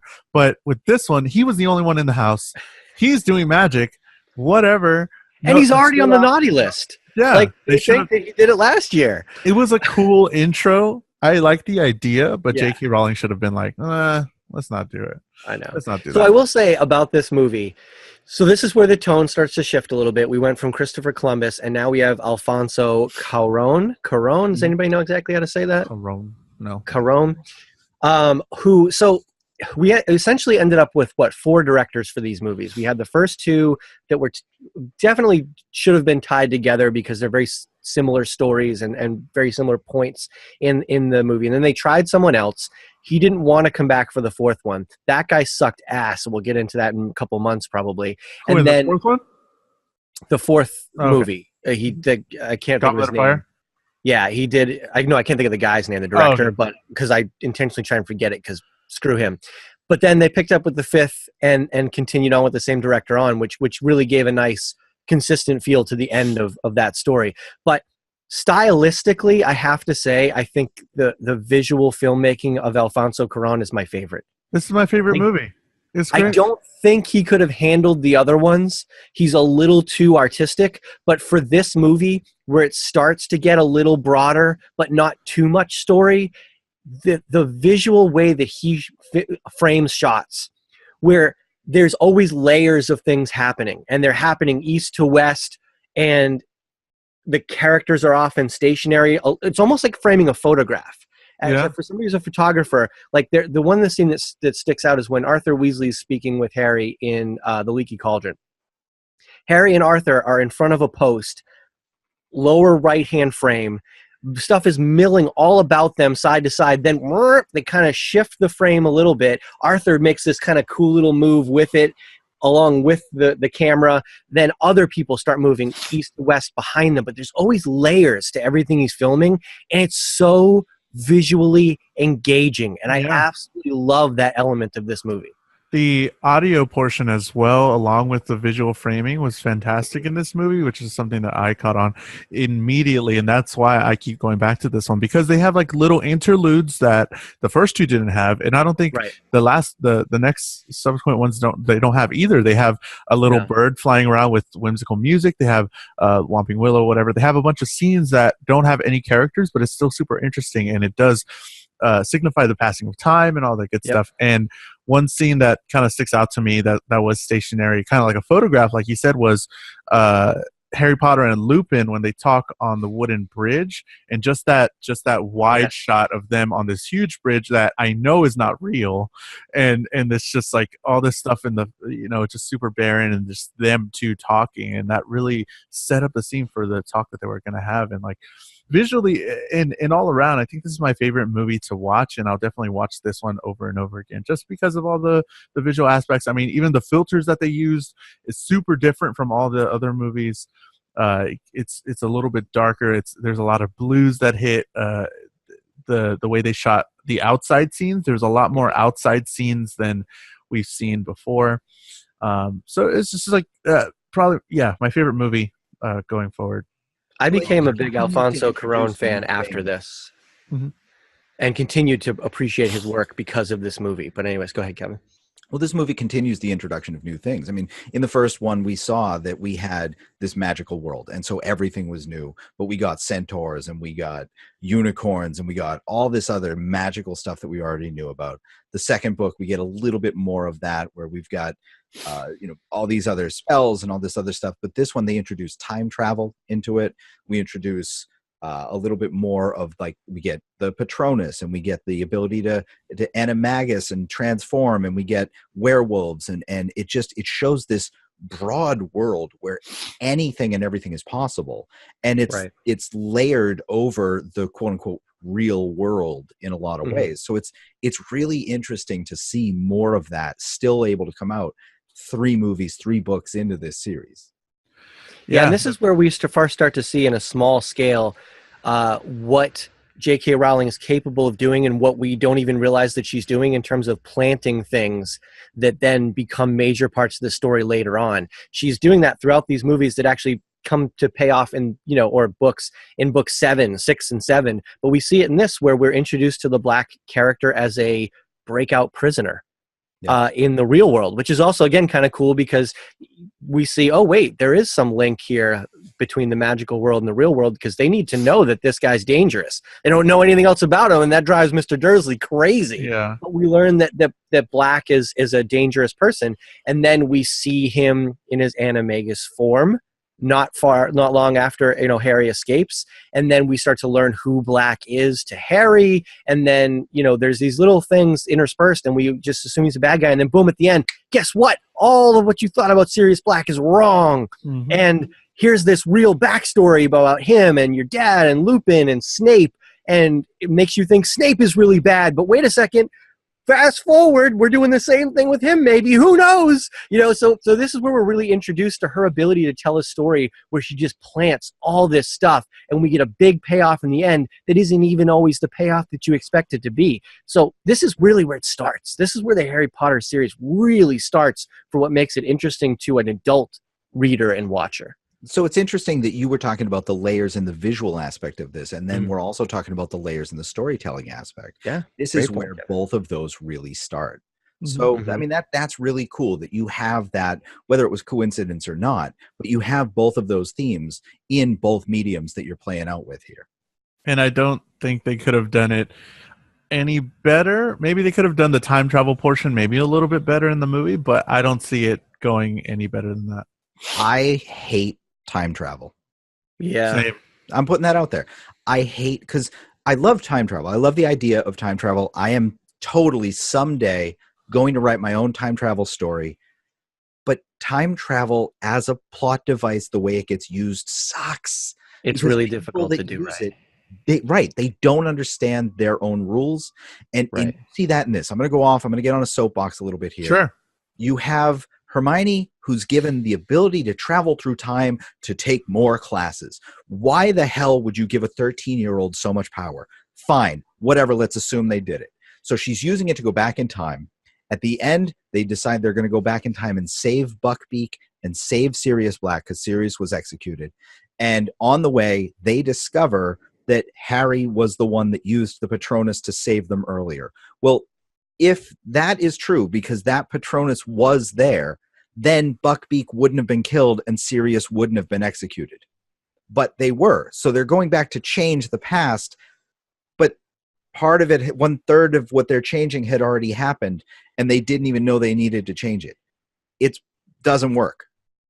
Either they were destroyed the first time and can't go back in time because the Patronus wasn't there and now it is, or we need to find out that someone rescued Buckbeak and broke Sirius Black out of prison, because you can't have it both ways. Bootstrap. It depends on your view of time travel. There's different. No, You it guys doesn't. talked about this. Nope. I'm so glad I wasn't part of that episode. But there's different ways to view time travel, and I'm not sure which one's right. I know Kevin is very confident on which one's right, but I don't think J.K. Rowling shares your perspective. But that makes me very glad that they ended time travel here. A couple of things I want to say about time travel. One, that's what makes this book very divisive. Some people, like you and I, Jules, absolutely love this story. Other people hate it because of the time travel. Yeah, that's fine, Kevin. Kevin wrote a note, says, I am wrong, we are wrong. That may be true. I'm not claiming to be right or wrong. I'm just saying there are multiple ways to look at it.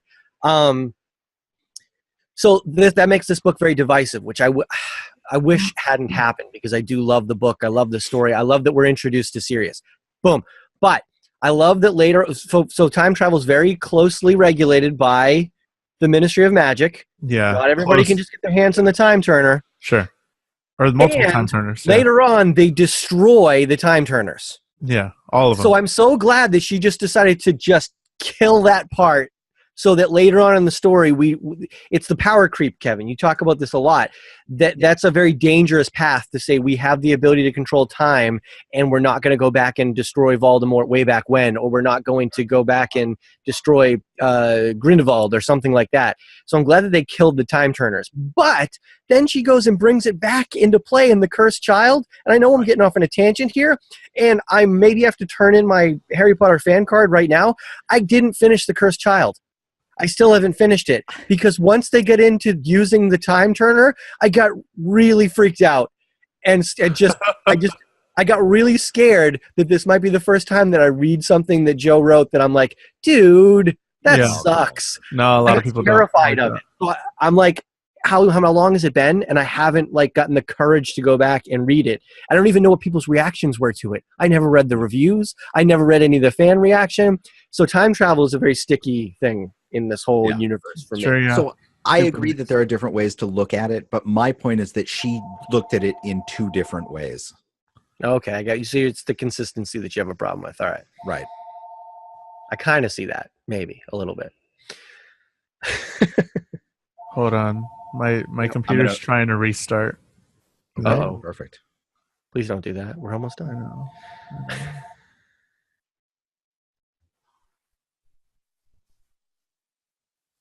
All right. Are you good, Jules? I'm going to re-say what I said once Jules is back, because my phone was ringing. That should be fine. Okay. Okay. My point is that she looked at it in two different ways in that same scene. And it's one or the other.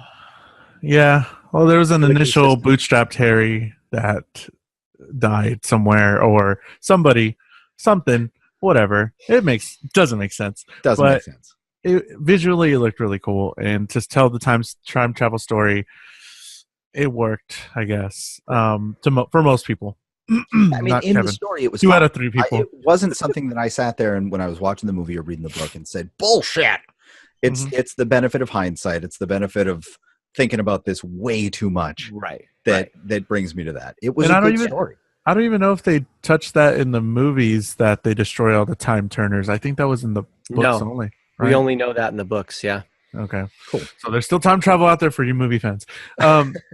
But this one was super cool. I really liked just the way, we get introduced to more people. Again, more characters, more teachers, more different classes that I wanted to go to. Fucking with the crazy lady. Forgot her name. Trelawney. That's one. Then you see Hermione taking a bunch of classes as well, but that's super fun. And Buckbeak with Hippogriff, we get introduced to that new creature, a ton of new creatures as well, and it's just like super expansion on this world. Like we've already said, it's just fantastic. And Sirius Black, I think, becomes one of my favorite characters out of the series, just because of his love for Harry and the way it was. Oh, one thing I did want to talk about, something that they introduced in this one, was the Marauders map. Yes. How and what? That seems way too OP. No, I mean, shouldn't that be one of the three things? You know what I mean? Like they have the cloak, the wand, and the Philosopher's Stone. Shouldn't this Marauders map, or this technology of Marauders map, be something intense? So here's what we learn in this movie, is that as much as Harry and Ron and Hermione are all like incomplete wizards and have their own set of strengths and whatever, Harry's dad, his mom, and their couple of friends were freaking geniuses. Yeah. They were like it. They could do everything that you weren't supposed to do. I mean, these are school kids that taught themselves to be animaguses and hide it from the damn wizard government. Yeah. You know what I mean? That is like one of the most difficult things in Magic. There's only like 8 registered animaguses in the world or something like that. And there's 3 students that did this secretly. They created the Marauders map. These guys were legit wizards. And we learn later on too, like some crazy little things that Lily was able to do magically. Like they were ridiculously talented people, maybe some of the most talented wizards of all time. And good thing they were part of the good fight, So, okay. Just because they were good, that's all right. Well, I mean, this magic isn't work? that what it creates? Yeah, What I do you mean know. it doesn't work? I mean, it can work if they make it work. I mean, Nicholas Flamel lived for 1,000 years because he was the world's greatest alchemist. I mean, that's how stuff works. Elon Musk creates flamethrowers. That's, he's really good at it. That's just how stuff works. Cool. That's just one thing I wanted to touch. It just seems like so intense that they would have this thing that they can use, and how powerful it was. But yeah, they were fantastic wizards and witches and all that stuff.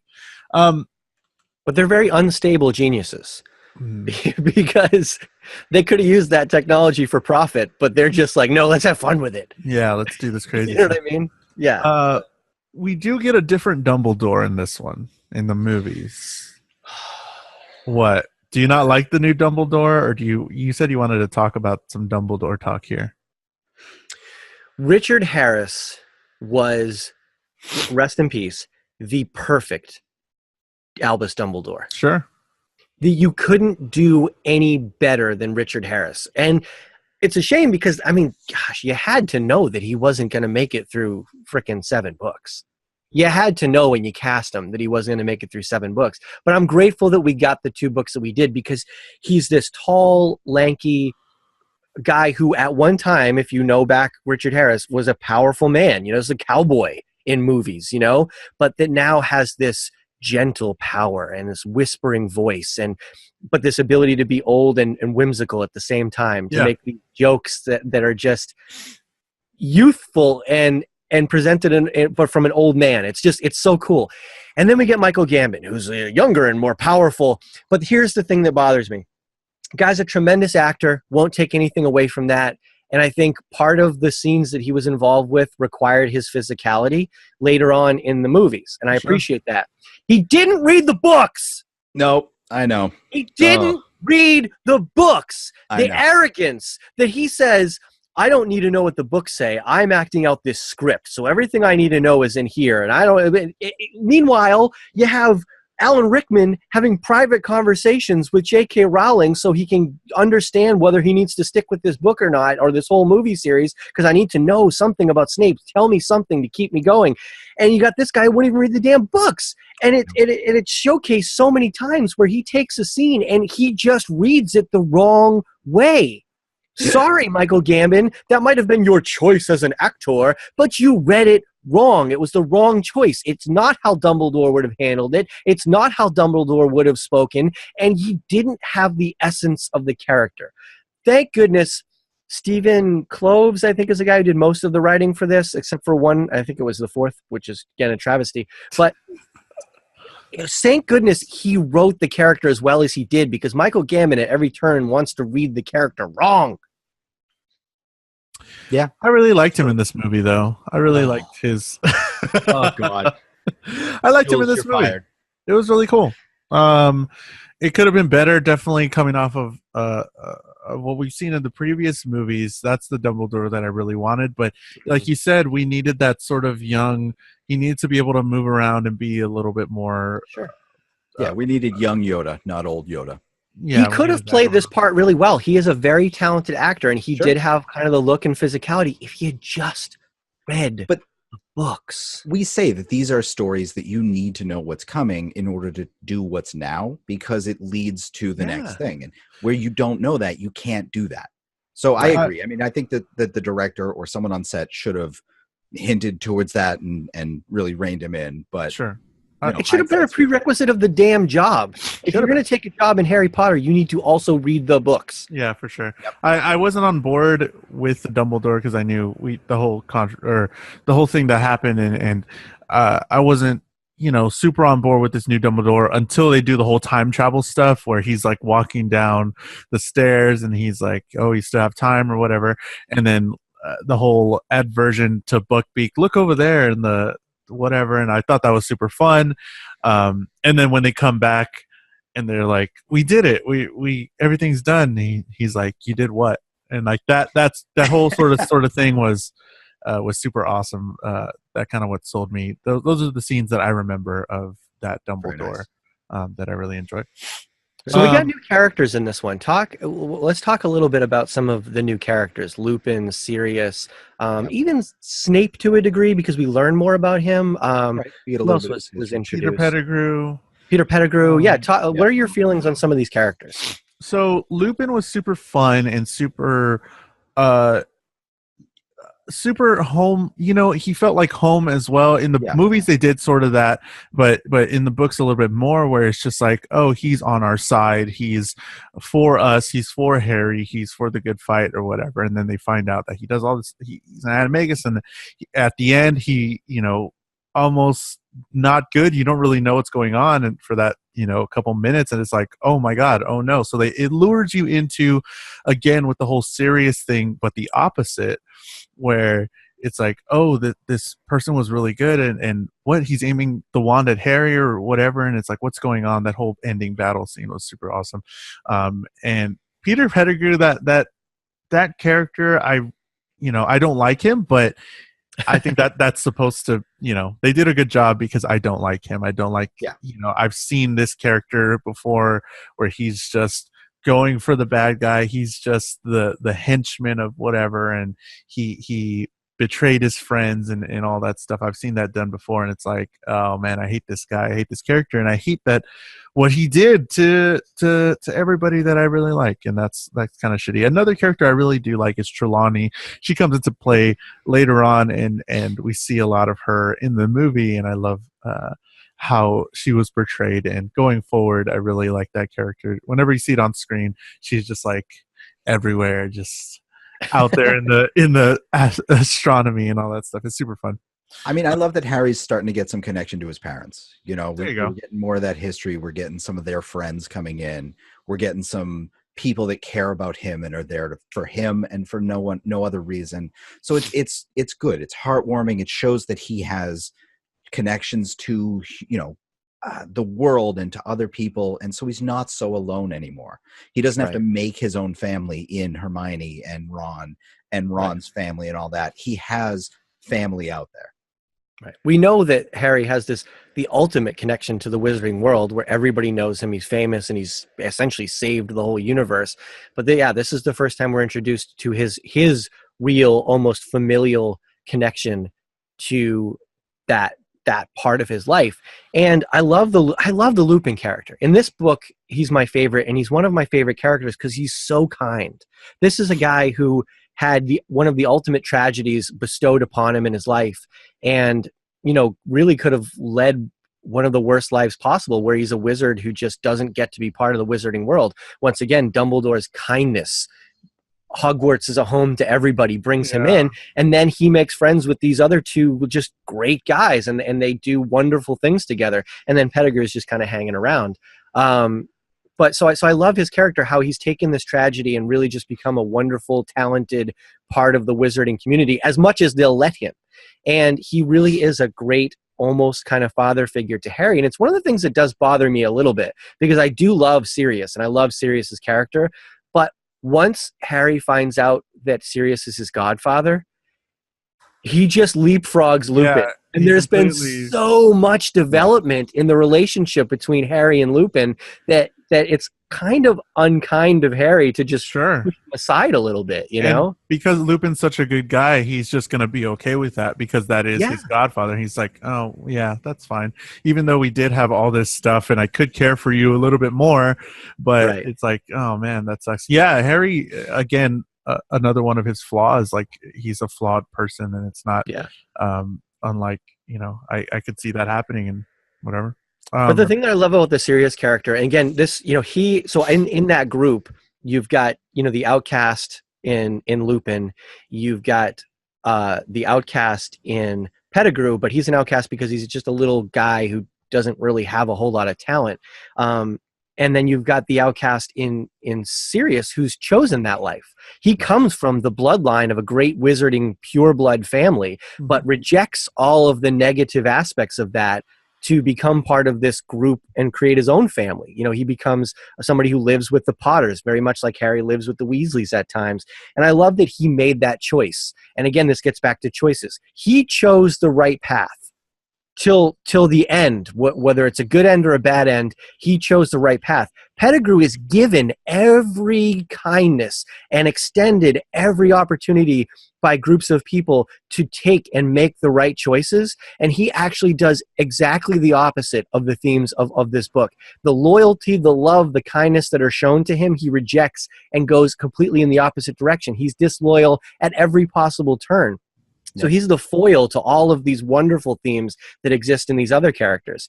And, the lack of what we really ended up getting from Sirius is one of the most heartbreaking things in this whole story. Obviously we'll get to that a little bit later, but I love that scene in the shack. You said it, Jules, like just when we get to discover all of this and and Harry gets to realize the connections he has with these people. What an awesome scene, both for the book and for the movie, in a little bit of a different ways. Yeah. Another character, or did you want to talk about those characters, Kevin? Yeah. I got to wrap up. I have a dentist appointment in like 15 minutes. Okay. So anything else? Any final thoughts, guys? Or is that about it? Just one tweet from William. POA has a wicked ending, giving a 12-year-old a time travel device so she can take more classes. We truly see Harry's magical power here, but we never really see it again. Chekhov's gun. He drives away 100+ Dementors. Dumbles is head of the judiciary, yet no trial for Sirius? ? But yeah, just some final thoughts from William. Yeah, whatever. We talked about time travel and all that stuff. But yeah, it's super cool. Two quick things. The Dementor scene, we do start to see that Harry does have some tremendous wizarding power, but a lot of it is an emotional power. This is his ability to capture a positive emotion and expel it into wizarding, and that's part of his courage and all that kind of stuff. So that's where we first start to see his capabilities, but also where it comes from. Second, the shack scene is great in the book because we get all of this backstory revealed to us. Some of the backstory that was revealed in other parts in the movie, so they don't have to do it in the movie. So what really grabbed me when I saw this, with the way Alfonso Cuarón shot that scene, was with an urgency. There's such a rushed urgency to it. Like I never got that from the book. Sirius has been waiting. Like Lupin's like, whoa, slow down. Harry needs to explain it. No, I've done my waiting, 12 years of it. And Gary Oldman is brilliant in those 10 minutes. And it's just this panicked, rushing, urgent, like wild scene, and so much happens in such a condensed amount of time, and you're just wrapped up in it. And I didn't get that from the books, and I was so glad with the way that they translated that particular scene to the movies, because I love them both in totally different ways. Just really cool. For sure. Very nice. cool. And we're going to be coming back to these Harry Potter movies again, and movies, books, and all that stuff at some time. We're going to keep going throughout the year, and this was the first 3, and let us know your thoughts and all that stuff. Don't forget, you can reach us on most social media at NerdyThingsPod. That's NerdyThingsPod. You can send us an email at nerdythingspod@gmail.com. You can visit our website, nerdythingspod.com, for the latest nerdy news updated daily, and links to our merch for shirts and more. Links to YouTube to watch the podcast episodes, because we do these in video as well, audio listeners. And our Patreon for extra content like bloopers and early access to our stuff. You do get the podcast a day early whenever Kevin finishes editing it up. You put it right up, and you get some extra stuff as well. I think we released the thumbnail. I released the thumbnail a little bit early for everybody, and that's pretty funny. And you can text us or leave us a voicemail, 978-78-NERDY. That's 978-786-3739. And I want some Harry Potter themed questions or thoughts or whatever. Leave us a voicemail. We'd love to play it, and we'll always play them on the podcast for you. Yeah, feel free to give us some stuff for the next 3 books, which we'll do a couple months from now probably. But whenever you think of it, hit us up with that stuff, and we'll save it for that episode. So sure. Perfect. I'd like to thank Adipsia for the use of his song, Friends Don't Let Friends Go to TGI Fridays. You can hear more of his music at adipsia.bandcamp.com. He just released a new album called Imbue. Imbue. And I'd like to thank the Bell Curve for the music we use under the main topic. All right, bye. Thanks, everyone. Bye.